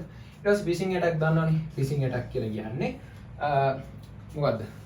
අපිට වැදගත් පණිවිඩයක් විදිහට මොකක් හරි ඊමේල් එකක් හරි WhatsApp හරි එවලා අන්න අපිට ලින්ක් එකක් එවලා තියෙනවා. ඒ ලින්ක් එකට ගිහිල්ලා අපේ ක්ලික් කරාට පස්සේ අපේ සංවේදී දත්ත එහෙම නැත්නම් මොනවද සංවේදී දත්ත අපි කියලා කිව්වේ sensitive data විදිහට කිව්වේ මේ bank details, password, username වගේ දේවල් හොරකම් කරන එකට තමයි අපි phishing attack කියලා කිව්වේ. plagiarism කියලා කිව්වේ අපේ තියෙන රචනා. ඒ කියන්නේ කාගේ හරි කෙනෙක්ගේ තියෙන ප්‍රකාශ අදහස් එයාගේ පොත් එයා ලියපු නවකතා එයා ලියපු මොකද්ද ඩ්‍රාමා එකක් ෆිල්ම් එකක් අන්න ඒ වගේ දේවල් තවත් කෙනෙක් අරයාගේ අවසර ප්‍රදාන කියන්නේ මුල් හිමිකරුගේ අවසරයකින් තොරව පාවිච්චි කරන එකට අපි කියනවා ප්ලේගියරිසම්. එහෙම නැත්නම් මේකට කියනවා චෞරත්වය කියලා. අන්න ඒ වගේ වගේ බේරෙන්න තමයි අපිට මෙන්න මේ කොපිරයිට් කියන එක පාවිච්චි කරන්න පුළුවන්. එතකොට දැන් උදාහරණයක් විදිහට YouTube වල වගේ අපි දැන් හිතන්නකෝ YouTube වල තියෙනවනේ කොපිරයිට් වදිනවා කියලා. කියන්නේ අපි කවුරු හරි කියපු සින්දුවක් අපි YouTube එකේ පාවිච්චි කරොත් කොපිරයිට් වදිනවා. හරිද? අන්න ඒක වෙන්නේ ඒ වගේ. ඒතර කොපිරයිට් වදිනවා කියලා වෙන්නේ ඒකෙදි අපි නන්දා මාලිනිගේ සින්දුවක් මම පාවිච්චි කරොත් ඒ සින්දුවේ ප්‍රධාන අයිතිකරු නන්දා මාලිනිනේ. එතකොට මගේ වීඩියෝ එකකින් මම හම්බ කරන සල්ලි ටික මගේ channel එක මොනිටයිස් නැහැ කොහොමත්. හරිද? ඒ channel එකේ ඒ සින්දුවේ හම්බ කරන සල්ලි ටික ගෙලින්ම යන්නේ නන්දා මාලිනිට. අන්න ඒ වගේ තමයි මේ කොපිරයිට් කියලා කියන්නේ. කියන්නේ කර්තෘ හිමිකම. හරිද? ඊට පස්සේ තියෙනවා software piracy. මෘදුකාංග චෞරත්වය කියන්නේ කිසියම් ආයතනයක් විසින් දැන් Microsoft ආයතනයේ Windows තියෙනවා. ඊළඟට Office package එක තියෙනවා. ලංකාවේ කොහොමත් අපි මෙන්න මේ software piracy එකට කොහොමත් අහු වෙනවා. ඇයි අපි හැමදේටම පාවිච්චි කරන crack software නේ Windows ගත්තත් බහුතරයක්ම genuine Windows නේ මේ පාවිච්චි කරන්නේ. crack කරපු ඒවා තමයි පාවිච්චි කරන්නේ Office package එකත් ඒ වගේ. අන්න ඒ වගේ ප්‍රධාන නිර්මාතෘගේ අවසරකින් තොරව මෘදුකාංග බෙදා හැරීම සිදු කරනවා නම් ඒකට අපි කියනවා මෘදුකාංග චෞරත්වය. එහෙම නැත්නම් software piracy කියලා කියනවා. ඔන්න ඔය ටික තමයි මේ concept එකේදී කතා කරන්නේ. හරි එහෙනම් අපි ප්‍රශ්නට යමු. පහත භගන්ති වල ඇති ස්තන් සඳහා සුදුසු පද දී ඇති පද ලැයිස්තුවෙන් තෝරා ලියන්නලු. එතකොට බලමු මොනවද තියෙන්නේ කියලා. පළවෙනි එක ලියන්න. පළවෙනි එක හිස්තැනක් තියෙනවා. අපගේ දත්ත හා තොරතුරු රහස්‍ය භාවය තහවුරු කිරීමට. එතකොට මේ ලිස්ට් එකේ රහස්‍ය භාවය තහවුරු කිරීමට මොකද්ද තියෙන්නේ? අන්න මම කිව්වා අපේ පණිවිඩයක් කියනවා නම් ඒක කේතයක් බවට පත් කරනවා. ඒ කේතය තව කෙනෙක්ට කියවන්න බෑ. එහෙනම් මොකක්ද කරන්නේ? গুপ্ত කේතනය. encryption. ඊට පස්සේ දෙවෙනි එක විද්‍යුත් සංනිවේදනයකදී විශ්වාසවන්ත පාර්ශ්වයක් ලෙස අගවමින් සංවේදී තොරතුරු sensitive data ලබා ගැනීමට තැත් කිරීම. අපි දන්නවා මොකද්ද? phishing attack. තුන්වෙනි එක මෘදුකාංග නීති විරෝධී ලෙස පිටපත් කිරීම, බෙදා හැරීම හෝ භාවිතය. එහෙනම් මෘදුකාංග අවසරකින් තොරව භාවිතා කිරීම, බෙදා හැරීම අපි කියන software piracy නැත්නම් මෘදුකාංග චෞරත්වය. software piracy මෘදුකාංග චෞරත්වය. හතරවෙනි එක මොකද්ද? සොරි තුන්වෙනි කියම තමයි ඊළඟ තියෙන්නේ ඒක හතර විදිහට ගමු. බෙදා හැරීම හෝ භාවිතය software piracy ලෙස හඳුන්වන අතර හිස්තැනක් අපගේ මෘදුකාංග එවැනි නීති විරෝධී භාවිතයන්ගෙන් ආරක්ෂා කර ගැනීමට. එතකොට අපි හදන software එක අන්න ඒ වගේ දේවල් වලින් ආරක්ෂා කරන්නට අපි පුළුවන් මොකද්ද? copyright හදන්න, copyright එකක් ගන්න පුළුවන්. copyright කියන අයිතිවාසිකම් ගන්න පුළුවන්. ඔන්න ඔය විදිය තමයි ඒකෙදි තියෙන්නේ. හරි එහෙනම් ඔන්න පළවෙනි ප්‍රශ්නේ ඉවරයි. ඊළඟට අපිට දෙවෙනි ප්‍රශ්නේ කතා කරන්න තියෙනවා. දෙවෙනි ප්‍රශ්නේ තියෙනවා සරල ලෙස ඉහළ මට්ටමකින් දත්ත ජීවන චක්‍රය data life cycle එක මේක අපි MCQ කතා කරා. බැලුව විට එය පියවර 3කින් සමන්විත වේ. එහි දෙවන සහ තෙවන පියවර ලියා දක්වන්න. එතකොට මේකේ පළවෙනි පියවර දිනනවා. දෙවෙනි සහ තෙවන පියවර තමයි ලියන්න තියෙන්නේ. එතකොට ඒක අපි කලින් කතා කරා. ඒක මම ආයෙත් සාකච්ඡා කරන්න. එතකොට මොකද්ද පළවෙනි පියවර? දත්ත නිර්මාණය කරනවා. ඊට පස්සේ දත්ත ටික කළමනාකරණය කරනවා. ඊට පස්සේ අභාවිත දත්ත කියන්නේ අපේ සිස්ටම් එකට නැවත අවශ්‍ය වෙන දත්ත තියෙනවා නම් ඒවා අපි ඉවත් කිරීමක් සිදු කරනවා. හරි. ඊට පස්සේ තියෙනවා දෙකේ පළවෙනි එක දෙකේ ඊළඟ ප්‍රශ්නේ නවීන කෘත්‍රිම බුද්ධිය. ඒ කියන්නේ AI. Artificial Intelligence. AI වලාකුළු පාදක ආචයන. ඒ කියන්නේ cloud based storage. නවීන කෘත්‍රිම බුද්ධිය බලාකුළු පාදක ආචයන cloud based storage විසඳුම් හරහා බොහෝ විට කළමනාකරණය කරන විශාල දත්ත ප්‍රමාණයක් මත යැපේ. මෙහිදී භාවිතා වන cloud computing සේවා මොඩල් එක සර්විස් මොඩල් එක මොකක්ද කියලා තමයි අහන්නේ. එතකොට AI කියන්නේ මොකද්ද? AI කියලා කියන්නේ කෘත්‍රිම බුද්ධිය කියන්නේ මිනිස්සුන්ගේ මොලයක් වගේ මිනිස්සුන්ගේ බුද්ධිය වගේ හදපු කෘත්‍රිමව හදපු බුද්ධිය තමයි අපි ආටිෆිෂල් ඉන්ටෙලිජන්ස් කියලා කියන්නේ. එතකොට මේක රන් වෙන්න මෙයාට ගොඩාක් ලොකු data set ඕනනේ. data set එකක් ඕනේ. ලොකු data ටිකක් ඕනේ. එතකොට මෙන්න මේ data ටික manage කරනවා කියන්නේ cloud based storage වල. හරිද? cloud based storage වල තමයි මේවා කළමනාකරණය වෙනවා කියන්නේ. එතකොට මෙතනදී අපි AI ගැන හිතන්න ඕනේ නැහැ. මෙතන මේක කියන cloud based storage කියලා එහෙනම් මොකද්ද? අපි cloud computing හරහා storage පහසුකම ලබා ගන්නවා නම් ඒකට අපි කියනවා මොනවා කියලාද? අන්න infrastructure as a service IaaS ලබා ගැනීම කියලා කියනවා. එහෙනම් මේකේ ඒ උත්තරේ දෙන්නේ infrastructure as a service IaaS කියන්නේ වලාකුළු පරිගණනය හරහා මොන හරි අපි storage පහසුකම ලබා ගන්න. storage පහසුකම විතරක් නෙමෙයි අපිට storage ඊට අමතරව CPU GPU RAM වගේ දේවල් මේ ඔක්කොටම අපි කියන infrastructure කියලා. මෙන්න මේ පහසුකම ලබා ගන්න එකට අපි කියනවා IaaS infrastructure as a service කියලා. එහෙනම් මේ ප්‍රශ්නෙට උත්තරේ infrastructure as a service. හරියට. මේ ප්‍රශ්නේ ඉවරයි. ඊට පස්සේ ඔන්න අපි තුන්වෙනි ප්‍රශ්නෙට ඇවිල්ලා තියෙන්නේ. තුන්වෙනි ප්‍රශ්නේ මොකද්ද? 3 කියනවා අංකිත බෙදුම. මොකද්ද? digital divide. digital divide. අපි සිංහලෙන් කියනවා අංකිත බෙදුම කියලා. යනු අංක ගණිතමය බෙදීම සඳහා භාවිතා කරන මේවලක් ලෙස ඔබේ මිතුරෙකු සිතයි. අපේ මිතුරා හිතන්නේ අංකිත බෙදුම කියන්නේ මැත්ස් වල පාවිච්චි කරන මොකක් හරි දෙයක් කියලා. අංකිත බෙදුම යනු කුමක්ද? ඔබේ මිතුරාට කෙටියෙන් පහදන්න. හරි. ඒතකොට මේ concept එක පළවෙනි පාඩමේ කතා කරන්න දෙන concept එක. මේක අපි අර hotspot video series එකේදී කතා වුණේ නැහැ. මොකද මට මේක මම හැදලා තියෙනවා. හරි. අපි මේකෙදි මේ concept එක කතා කරමු digital divide ගැන. මොකද මේකේ වැඩි ප්‍රශ්න කරලා නැහැ. මේ වගේ ප්‍රශ්න එකක් දෙයක් වගේ තමයි digital divide ගැන අහලා තියෙන්නේ. හරි. එතකොට digital divide කියලා කියන්නේ තමයි මේ සමාජය ආකාර දෙකකට බෙදලා තියෙනවා. හරිද? මේ සමාජය දැන් හිතන්නකෝ මේ ඉන්නේ සමාජය කියලා. මේ සමාජය කොටස් දෙකකට බෙදලා ඉන්නවා. හරිද? ඒ කියන්නේ මේ තොරතුරු හා sannivedana තාක්ෂණික උපකරණ. හරිද? ඒ උපකරණ පාවිච්චි කරන්න අවශ්‍ය දැනුම. හරිද?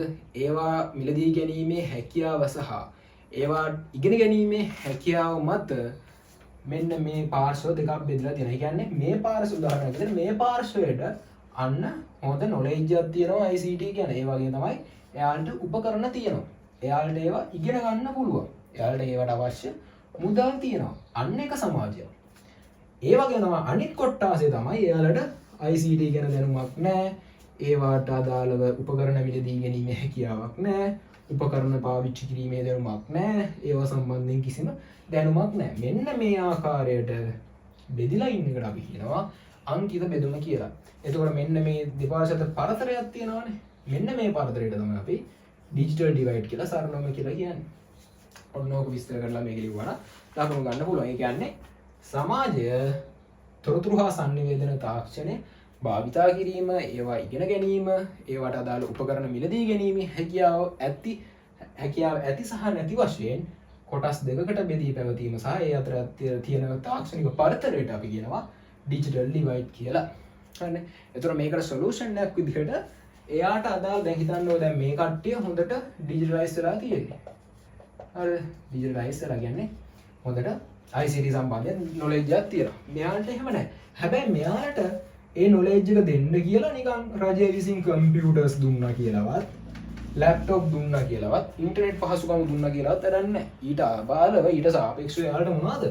ඒවා භාවිතා කිරීමට සම්බන්ධයෙන් එයාලට නොලෙජ් එක ඒවා පාවිච්චි කරන්නේ කොහොමද? නිසියාකාරව පාවිච්චි කරන්නේ කොහොමද කියන නොලෙජ් එකත් ඒ සම්බන්ධව දෙන්න ඕනේ. ඔකත් ප්‍රශ්න කිරීමක් වෙන්න පුළුවන්. ඒ නිසා ඒකත් නෝට් එකක් තියාගන්න. එහෙනම් ඒ කාරණේ ඩිජිටල් ඩිවයිඩ් කියන්නේ මොකක්ද කියලා පැහැදිලිව දීලා මම හිතනවා.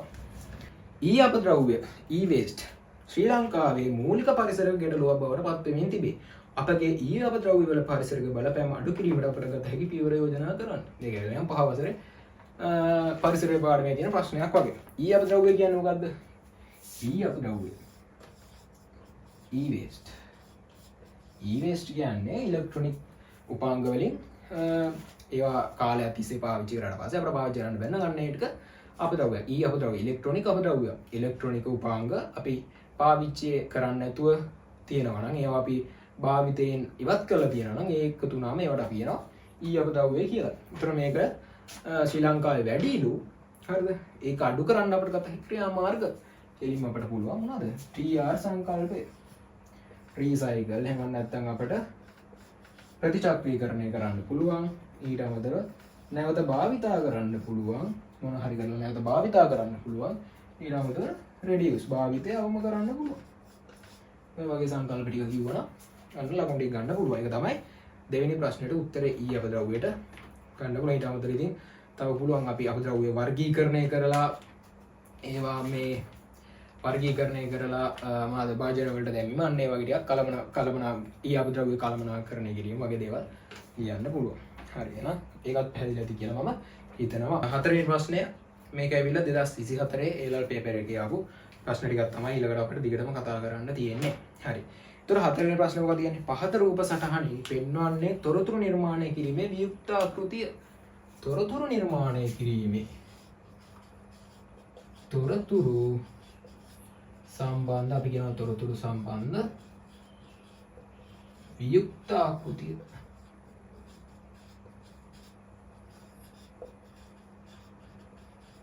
එහෙම නැත්නම් information abstract model කියලා කියනවා. හරිද? අන්න එහෙම එකක් තියෙනවලු. ඊට පස්සේ හිස්තැන් ටිකක් තියෙනවා ABC කියලා කොටස් ටිකක් තියෙනවා. ඉහත ABC හඳුනා ගන්න. එතකොට තොරතුරු පිළිබඳ වියුක්ත ආකෘතිය කියන්නේ මෙන්න මේකට. අපි මොනවාද? දත්ත තියෙනවා. මේ දත්ත මොනවද කරන්නේ අපි? දත්ත ටික ආදානය කරනවා අපේ සිස්ටම් එකට. ඊට පස්සේ මොකද කරන්නේ? සිස්ටම් එක විසින් ඒ දත්ත ටික සකසනවා. සකසීම. ඊට පස්සේ ඒ සකසපු දත්ත ටික ප්‍රතිදානය කරනවා මොන විදිහටද? තොරතුරු විදිහට ප්‍රතිදානය. මෙන්න මේකට තමයි අපි දත්ත සම්බන්ධ වියුක්ත ආකෘතිය කියලා කියන්නේ. එහෙනම් A වලට එන්නේ දත්ත ආදානය, B වලට එන්නේ process, C වලට එන්නේ information output.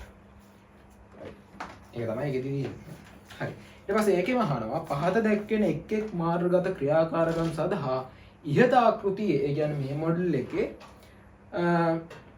ABC AB සහ C සංරචක ලියා දක්වන්නේ. ඒ කියන්නේ අපිට ක්‍රියාකාරකමක් දීලා තියෙන ඒ ක්‍රියාකාරක මෙන්න මේවා වෙන වෙනම හඳුනා ගන්න කියලා තියෙනවා. හරිද? ඒකත් බලමු. පළවෙනි ක්‍රියාකාරකම ලිපි ද්‍රව්‍ය මිලදී ගැනීමට ඔබගේ ප්‍රියතම මාර්ගගත පොත් ශාප්පුවට සාර්ථකව ලොගින් වීම. ඒ කියන්නේ මට මොන හරි ස්ටේෂනරි මිලදී ගන්න ඕන මම ඔන්ලයින් වෙබ්සයිට් එකට යනවා. ඒකට ඒක ලොග් වෙන්න ඕනේ. අන්නේ ලොග් වීමේදී මෙන්න මේවට අදාළව මොනවද කියලා තමයි අහන්නේ. එතකොට මුලින් මොකද්ද වෙබ්සයිට් එකකට ලොග් වෙනවා නම් ඔන්න මම වෙබ්සයිට් එකට එහෙම නැත්නම් අපේ ඔන්ලයින් ෂොප් එකට ලොග් වෙනවා. ලොග් වෙනකොට මුලින්ම මොනවද? අපි ලොග් වෙනකොට පාස්වර්ඩ් ගහන්න ඕනේ. එහෙම නැත්නම් පාස්වර්ඩ් එකත් එක්ක ඊමේල් එක. ඊට අමතරව ෆෝන් නම්බර් එකත් එක්ක පාස්වර්ඩ්. මෙන්න මේ වගේ දේවල් දාන්න. හරිද? ඕක තමයි අපි මොනවා විදිහටද? data විදිහට මුලින්ම දාන්නේ. ඊට පස්සේ මොකද කරන්නේ? data ටික දැම්මට පස්සේ ඒ data ටික system එක අරන් ඔන්න system එකේ database එක check කරනවා. මේ ඒ පුද්ගලයාට මේ base එක මේ account එකක් තියනවාද? මේ system එකේ account එකක් තියනවාද? එයාට log වෙන්න පුළුවන්ද කියලා user authentication එකක් කරනවා. අපි කියනවා authentication.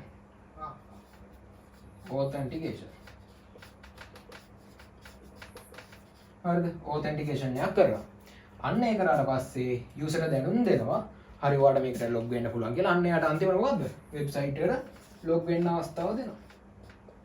එයාට website එක අන්න මොකද්ද? එයාගේ browser එකේ open වෙනවා. අන්න ඒක තමයි මේකෙදි වෙන්නේ. එහෙනම් මුලින් මොකද්ද? data ටික input කරනවා. එහෙනම් මේක තමයි A. හරිද? ඊට පස්සේ system එකෙන් මේ data ටික අරන් මෙයාට account එකක් තියනවාද? මෙයාට log වෙන්න පුළුවන්ද බලලා authentication එකක් කරලා අන්න අවසානයේ එයාට ඒකට log වෙන්න අවස්ථාව දෙනවා. නැත්නම් website එක තිරේ display කරනවා. එහෙනම් authentication එක මොකද්ද? B. එයාට process කිරීම system එක විසින් process කිරීමක් කරනවා. ඊට පස්සේ අන්තිම website එක display කරන එක. එහෙම නැත්නම් ඒ shop එක display කරන එක output එක. ඔන්න ඔය තමයි පළවෙනි ක්‍රියාකාරකමට එන්නේ. ඊට පස්සේ මොකද්ද? දෙවෙනි ක්‍රියාකාරකම මිලදී ගන්න item තෝරා ඒවා ඔබගේ බඩු ට්‍රෝලියට එකතු කිරීම. ඒ කියන්නේ මේ වගේ online shop එකකම මොකද shopping trolley එක. අපි නිකන් අර ආගියස් එකට එහෙම ගියාම අදින්න බෑ. මේ අර මෙහෙම එකක් තියෙන්නේ අපි බඩුනේ මේකට දාගෙන යන්නේ. මේ වගේ එකක් තියෙනවා. ඔකට බඩු දාගෙන යන්නේ. අන්න ඒ වගේ එකක් online එකෙත් තියෙනවා. හරිද? online shop කරනකොට ඕක තියෙනවා. අපි ඔකට කියනවා shopping trolley කියලා. එහෙම නැත්නම් shopping cart කියලා කියනවා shopping trolley. මේකද වෙන්නේ මොකද්ද? අපි online shop එකේ තෝරගන්න බඩු මේකට දාගෙන අවසානයේදී ඔක්කොටම බිල් එක හදන්න තමයි වෙන්නේ. ඒතර මේකෙදිත් අපේ අර පියවර තුන තමයි ලියන්න තියෙන්නේ. මොකද්ද කරන්න තියෙන්නේ? මුලින්ම මොකද්ද? පළවෙනි එක දාලා ඔන්න බඩු ටික සිලෙක්ට් කර ගන්නවා. ඒ කියන්නේ අපිට පර්චේස් කරන්න ඕනි බඩු ටික සිලෙක්ට් කරනවා. ඒක තමයි ඒ වලට එන්නේ. ඊට පස්සේ B ඒ බඩු ටික සිලෙක්ට් කරගත්තට පස්සේ සකසන්නේ මොනවද? ඒ බඩු වල තියෙන ප්‍රයිස් එක දැන් හිතන්නකෝ. අපේ ස්ටේෂනරි ෂොප් එකට ලොග් වෙලා ඒකේ මම ඔන්න පොතක් ගන්නවා. හරිද? ඊට පස්සේ පෑන් ගන්නවා. එතකොට පොතක් 50යි පෑන් වලට 20යි කියලා හිතමුකෝ. අන්න මේ වගේ ප්‍රයිස් එකතු වෙලා අවසානයේදී අපිට ටෝටල් ප්‍රයිස් එක ඔන්න 70යි කියලා කියනවා. එතකොට මෙන්න මේ ප්‍රයිස් එක සකසන එකට කියන්නේ 50 දාන 20 කියලා සකසන එකට අන්න සැකසීමේදී වෙනවා. ඊට පස්සේ ඔන්න ප්‍රතිදානය කරන කෙනෙක් එච්චර දෙයක් නෙමෙයි පොඩි හිතලා ඔන්න ලියන්න කියන මම කිව්වනේ අර විදියට මෙන්න මේ දත්ත ආදානය සැකසීම මේ විදිහටම නෙමෙයි අහන්නේ. පොඩ්ඩක් හිතලා උත්තර ලියන්න තමයි අහන්නේ. ඒතකොට ඒ වගේ අපි ප්‍රැක්ටිස් කරලා තියෙන්න ඕනේ. හරි. එතකොට තුන්වෙනි ක්‍රියාකාරකම අහනවා ඇනවුම සඳහා ගෙවීම ඔබගෙන් හරපත භාවිතා කරන්නේ නම් එය සාර්ථකව සිදු කිරීම. ඒ කියන්නේ අපිට මෙන්න මේ shopping trolley එකට දාගත්ත බඩු ටික ඔන්න අපි දැන් purchase කරන්න යන්නේ අපේ debit card එක use කරලා. එතකොට මොනවද data ටික ගන්න? debit card එකේ තියෙන දත්ත ටික මොනවද? අපිට CVN number නේ. CVN number එක credit card debit card එකේ අවසානයේ තියෙන number එකක් තියෙන පිටපස්සේ. ඊට අමතරව අපි මොකක් හරි OTP එකක් ආවොත් අන්නේ OTP එක වගේ දේවල් අපි ඔන්න system එකට දානවා. ඊට පස්සේ මොකද්ද? අන්න ඊට පස්සේ ඒ details ටික බලලා අන්න අපේ purchase එක සිදු කරනවා. හරිද? 50 70 වෙනවා. අපේ bank account එකෙන් ඒ 70 කැපිලා ඔන්න අදාළ purchase එක සිදු වෙනවා. අදාළ ගනුදෙනු සිදු වෙනවා. ඊට පස්සේ අවසානයේ ඕන අපිට bill එකක් දෙනවා. හරිද? bill එක. එහෙම නැත්නම් අදාළ මොකද්ද transaction එක complete කියලා වගේ මොකක් හරි message එකක් වගේ දෙයක් දෙනවා. අන්න ඒ වගේ ඒවා හිතලා ඉවුවම ඔන්න ලකුණු ගන්න පුළුවන්. ඕක තමයි ඒ ක්‍රියාකාරකමේදී වෙන්නේ. හරි. එහෙනම් ඒ කොටසත් ඉවරයි. ඊට පස්සේ ඒකේ තව කොටසක් තියෙනවා. පසු දිනයක සාර්ථකව මෙම පද්ධතියට පුරණ වූවට පසු පුරණ වෙනවා කියන්නේ මොකක්ද? පුරණ වෙනවා කියන්නේ ලොග් වෙනවා කියන එක සිංහලෙන්. ඉතින් සිංහල අමුතු භාෂා ටිකක් තියෙන්නේ. පුරණ වෙනවා කියලා කියන්නේ ලොග් වෙනවා කියලා. වට පසු එම අයිතම ඒ අයිතම නැවත මිලදී ගැනීමට වෙබ් අඩවිය ඇති repeat previous order. ඒ කියන්නේ අර වෙබ්සයිට් එකේ තියෙනවා ළමයි ඔප්ෂන් එකක් repeat previous order. ඒ කියන්නේ අපි මෙන්න මේ මිලදී ගත්ත අයිටම් ටික තියෙනවානේ. ඒ අයිටම ටික නැවත මිලදී ගැනීමට හැකියාවක් වන විදිහට හදපු ඔප්ෂන් එකක් තියෙනවා repeat previous order කියලා. විකල්පය භාවිතා කිරීමට ඔබ තීරණය කරයි. ඒ විකල්පය භාවිතා කරන ඔන්න අපි තීරණය කරනවා.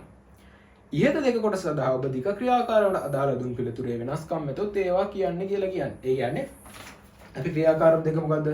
මිලදී ගන්න ආයිතම තෝරා ඒවා shopping trolley එකට දානවා කියලානේ කිව්වේ. හැබැයි ඊළඟ දවසේ නැවත ලොකුණාට පස්සේ අපි shopping trolley නෙමෙයි බලන්නේ. අපි කලින් කරපු මොකක් හරි transaction එකක් තියෙනවා නම් ඊට අදාළ බඩු ටික තමයි ගන්න. එහෙනම් මොකක්ද ඒකෙදි වෙන්න ඕනේ? ආදාන විදිහට අන්න repeat previous එකේදී අපි කලින් භාවිතා කරපු දත්ත ටික පද්ධතිය විසින්ම ලබා ගන්නවා. ඊට පස්සේ ඒකෙදී අපි ගත්ත බඩු වල අන්න total එක සැකසෙනවා. ඊට පස්සේ total එක output කරනවා. ඔන්න ඔච්චරයි. ඒක ලියන්න තියෙන්නේ. හරි. මම හිතනවා ඒ කොටස උදේට තේරෙන්නේ නැතිව ඉතින් ඒකේ සාකච්ඡා කරන්න දෙයක් නැහැ කියලා වඩ තේරෙනවා. මේ concept එක මේක තමයි concept එක. ඒක application එක practical scenario ටිකක් තමයි දීලා තියෙන්නේ. හරි. එහෙනම් ඔන්න අපි අවසාන ප්‍රශ්න දෙකට ඇවිල්ලා ඉන්නේ. තොරතුරු හා sannivedana තාක්ෂණයේ හරිද? ICT. හරිද? තොරතුරු හා sannivedana තාක්ෂණයේ ඉහළ යන භාවිතය. right? තාක්ෂණයේ ඉහළ යන භාවිතය ගෝලීය උණුසුම සඳහා. මොකද ගෝලීය උණුසුම කියන්නේ?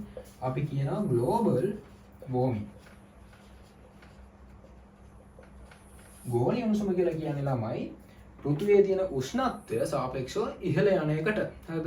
දැන් අපි මේ වෙන විදිහව හැම නිතරම මේක විතර දැන් මේ වෙනකොට මාර ප්‍රශ්නයක් තමයි මේ පරිසරයේ තියෙන්නේ. ඒක තමයි අපි ගෝලීය උණුසුම ඉහළ යනවා කියලා කියන්නේ. හරිද? සාපේක්ෂව ගත්තොත් 2019 වගේ කාලෙට වඩා දැන් මේ වෙන දැන් 2026 නේ මේ වෙනකොට පෘථිවියේ ගෝලීය උෂ්ණත්වය ඉහළ මට්ටමක තමයි තියෙන්නේ. එතකොට මේක කියන්නේ මොකද්ද? එතකොට ඒකට ප්‍රධාන හේතුව මොකද්ද? ඒ ගෝලීය උණුසුම යන ප්‍රධානම හේතුව තමයි මිනිස් ක්‍රියාකාරකම්. හරිද? මිනිස් ක්‍රියාකාරකම්. ඒ කියන්නේ ඔයාලා දැන් හොඳට ඕක දැන් ඔයාලා ගමක වගේ ජීවත් වෙනවා නම් ගමේ ඉඳන් කොළඹ පැත්තට ගිහිල්ලා දවස් ජීවත් වෙලා බලනකො පට්ට රස්නේ. ඒ කියන්නේ මේ පැත්තේ නාගරිකීකරණය වෙලා වැඩිනේ. අන්න ඒ ටිකක් ලොකු රස්නයක් එක හොඳට වෙනස දැනෙනවා. අන්න ඒ වගේ මිනිස් ක්‍රියාකාරකම් නිසා තමයි මෙන්න මේ ගෝලීය උණුසුම වැඩිම ඉහළ ගිහිලා තියෙන්නේ. ඒ කියන්නේ උදාහරණයක් විදිහට අපි වාහන පාවිච්චි කරනවානේ. right? වාහන වලට අපි මොනවද දාන්නේ? අපි දාන්නේ ඉන්ධනනේ. ඒතර මේවා අපි මොනවද කියන්නේ? ෆොසිල් ඉන්ධන.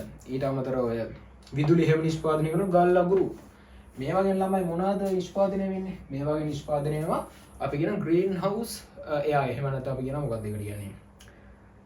හරිතාගාර වායු, කාබන් ඩයොක්සයිඩ් වගේ ඒවා. අන්න ඒවා නිපද වෙලා ළමයි මේ පෘථුවියට දැන් හිතන්න මේ පෘථුවිය කියලා.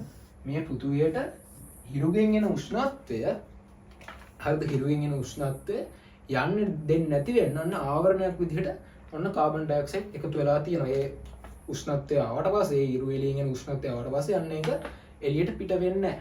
අන්න ඒ නිසා තමයි අන්න ගෝලීය උණුසුම ඉහළ ගිහිල්ලා තියෙන්නේ. ඒකට ප්‍රධානම හේතුව ඉන්ධන වලින් පිට වෙන කාබන් ඩයොක්සයිඩ් අන්න ඒ වගේ CO වගේ දේවල් හින්දා තමයි මෙන්න මේ මොකද්ද ගෝලීය උණුසුම ඉහළ ගිහිල්ලා තියෙන්නේ. ඒතර මේකෙදී අහන්නේ තොරතුරු හා sannivedana තාක්ෂණයේ ඉහළ යන භාවිතය ගෝලීය උණුසුම සඳහා වක්‍ර ලෙස දායක වන බවට සමහරු තර්ක කරයි. එම මතයට මූලික හේතුවක් හේතුවෙන් පදවන. ඒතකොට මේකට තියෙන මූලිකම හේතුව මොකද්ද? මේක කියන්නේ මෙන්න මේ ICT හරිද? ග්ලෝබල් වෝර්මින් වලට වක්‍රව. ඍජු මේ වක්‍රව දායක වෙනවලු. මේක වෙන ලොකුම උදාහරණය තමයි ළමයි. මොකද්ද? විදුලි පරිභෝජනය. ඒ කියන්නේ මේ ICT තොරතුරු හා sannivedana තාක්ෂණයේ දීම නිසා මොකද්ද ළම වෙලා තියෙන්නේ? අන්න ICT devices තියෙනවා. computers තියෙනවා. හරිද?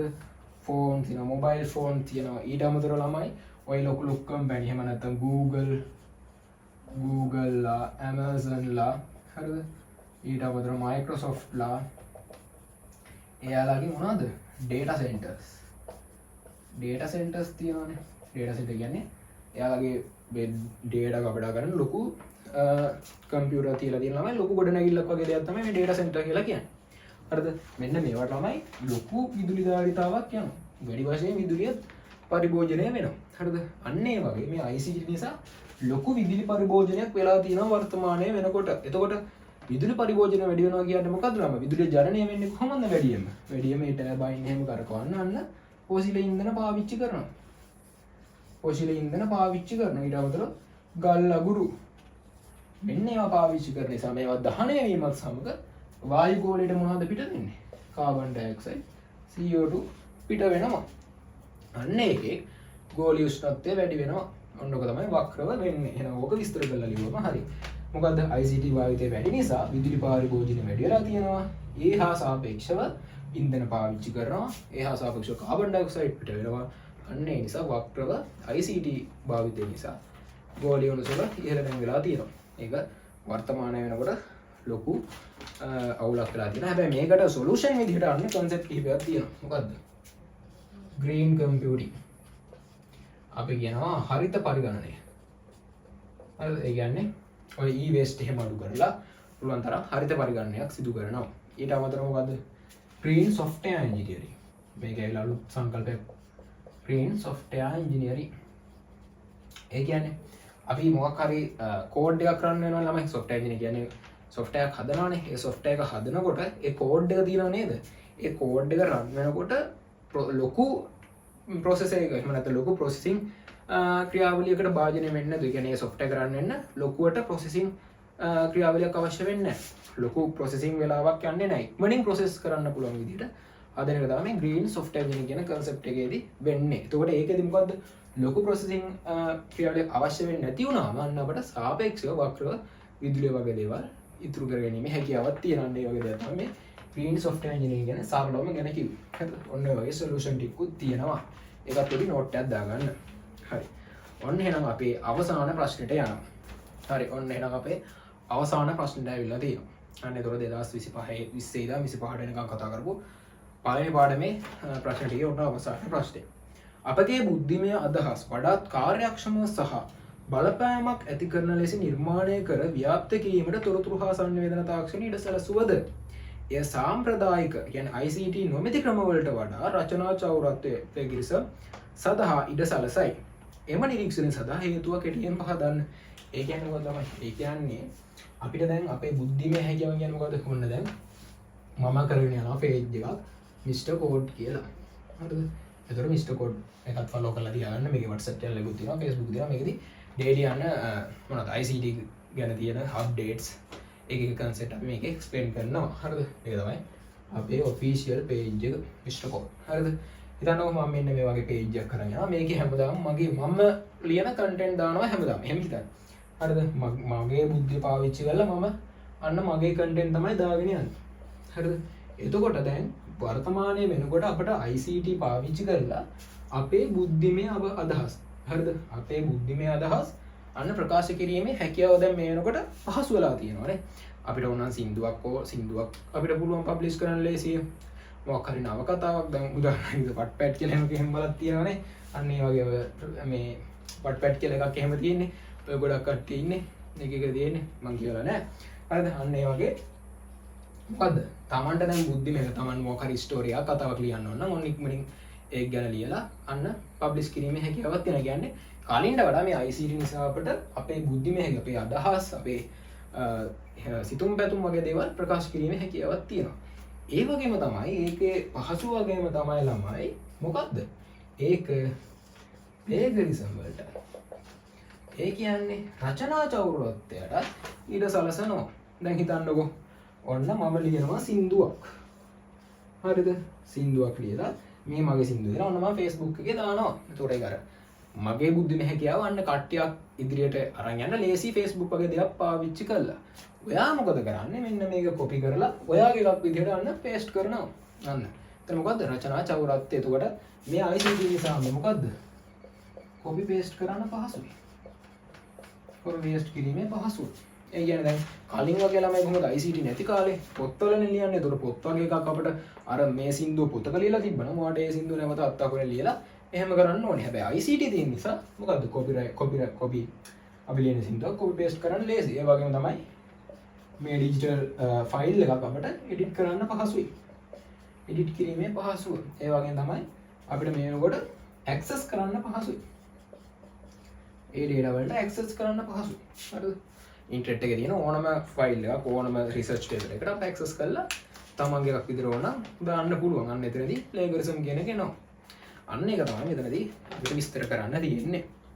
හරි මම හිතනවා ඒ ගැන හොඳ අයිඩියාවක් එන්නේ නැති කියලා සාමාන්‍ය අයිඩියාවට දැන් ප්‍රැක්ටිකල් නෙමෙයි තියෙන්නේ මේ අහලා තියෙන ප්‍රැක්ටිකල් විදිහට දැන් අපි ප්ලේගරිසම් ගැන ඉගෙන ගන්නවා රයිට් ප්ලේගරිසම් ගැන ඉගෙන ගන්නවා ඒ වගේ තමයි ඒවා ප්‍රැක්ටිකලි කොහොමද සමාජයේ වෙන්නේ කියන එක තමයි මේ ප්‍රශ්نين අහලා තියෙන්නේ. ඒතරවා තියරි විතරක් ඉගෙනගෙන හරියන්නේ නැහැ. ඒක ප්‍රැක්ටිස් කරන්න ඕනේ. ඒක ප්‍රැක්ටිකලි කොහොමද වෙන්නේ? අන්න ඒ වගේ ඔයාලට නොලෙජ් එකක් තියෙන්න ඕනේ. එහෙම වුණොත් තමයි මේ වගේ ප්‍රශ්න වලට උත්තර ලියන්න පුළුවන්. හරි. ඒතකොට මේනොර අපි අපේ ICT hotspot වීඩියෝ සීරීස් එකේ පළවෙනි පාඩමේ hotspot එක කතා කරා. ඊට අදාළව 2020 ඉඳන් 25 වෙනකම් සියලුම MCQ ප්‍රශ්න සහ ස්ට්‍රක්චර් ප්‍රශ්න ටිකත් කතා කරලා ඉවරයි. එහෙනම් අපි ඊළඟට තියෙන්නේ අපේ දෙවෙනි පාඩම කම්පියුටර් හිස්ටරි එක සම්බන්ධයෙන් කතා කරන්න තියෙනවා. ඊට පස්සේ ඔය ඒක ඩිවයිස් ගැන කතා කරන්න තියෙනවා. ඊට පස්සේ ස්ටෝරේජ් ඩිවයිස් වල අපි ප්‍රධාන වශයෙන් අපට කන්සෙප්ට් එකක් තියෙනවා. මොකද්ද? මතක දූරාවලි මෙමරි හයිරාකි එක ගැන කතා කරන්න තියෙනවා. ඒ වගේ තව ප්‍රොසෙස් එක ගැන කතා කරන්න මේ වගේ කන්සෙප්ට් එක අපි දෙවෙනි පාඩමේ තියෙනවා. ඊට පස්සේ අපි ඔන්න දෙවෙනි පාඩම ගැන මේ විදිහටම කතා කරලා ඒකට අදාළ ප්‍රශ්න ටිකත් අපි කතා කරමු. හරි. එහෙනම් මම හිතනවා මේ ප්‍රශ්න පේපර් එක මුලින්ම ඩවුන්ලෝඩ් කරලා මේ ඩිස්කෂන් එක බලන්න ඇති කියලා.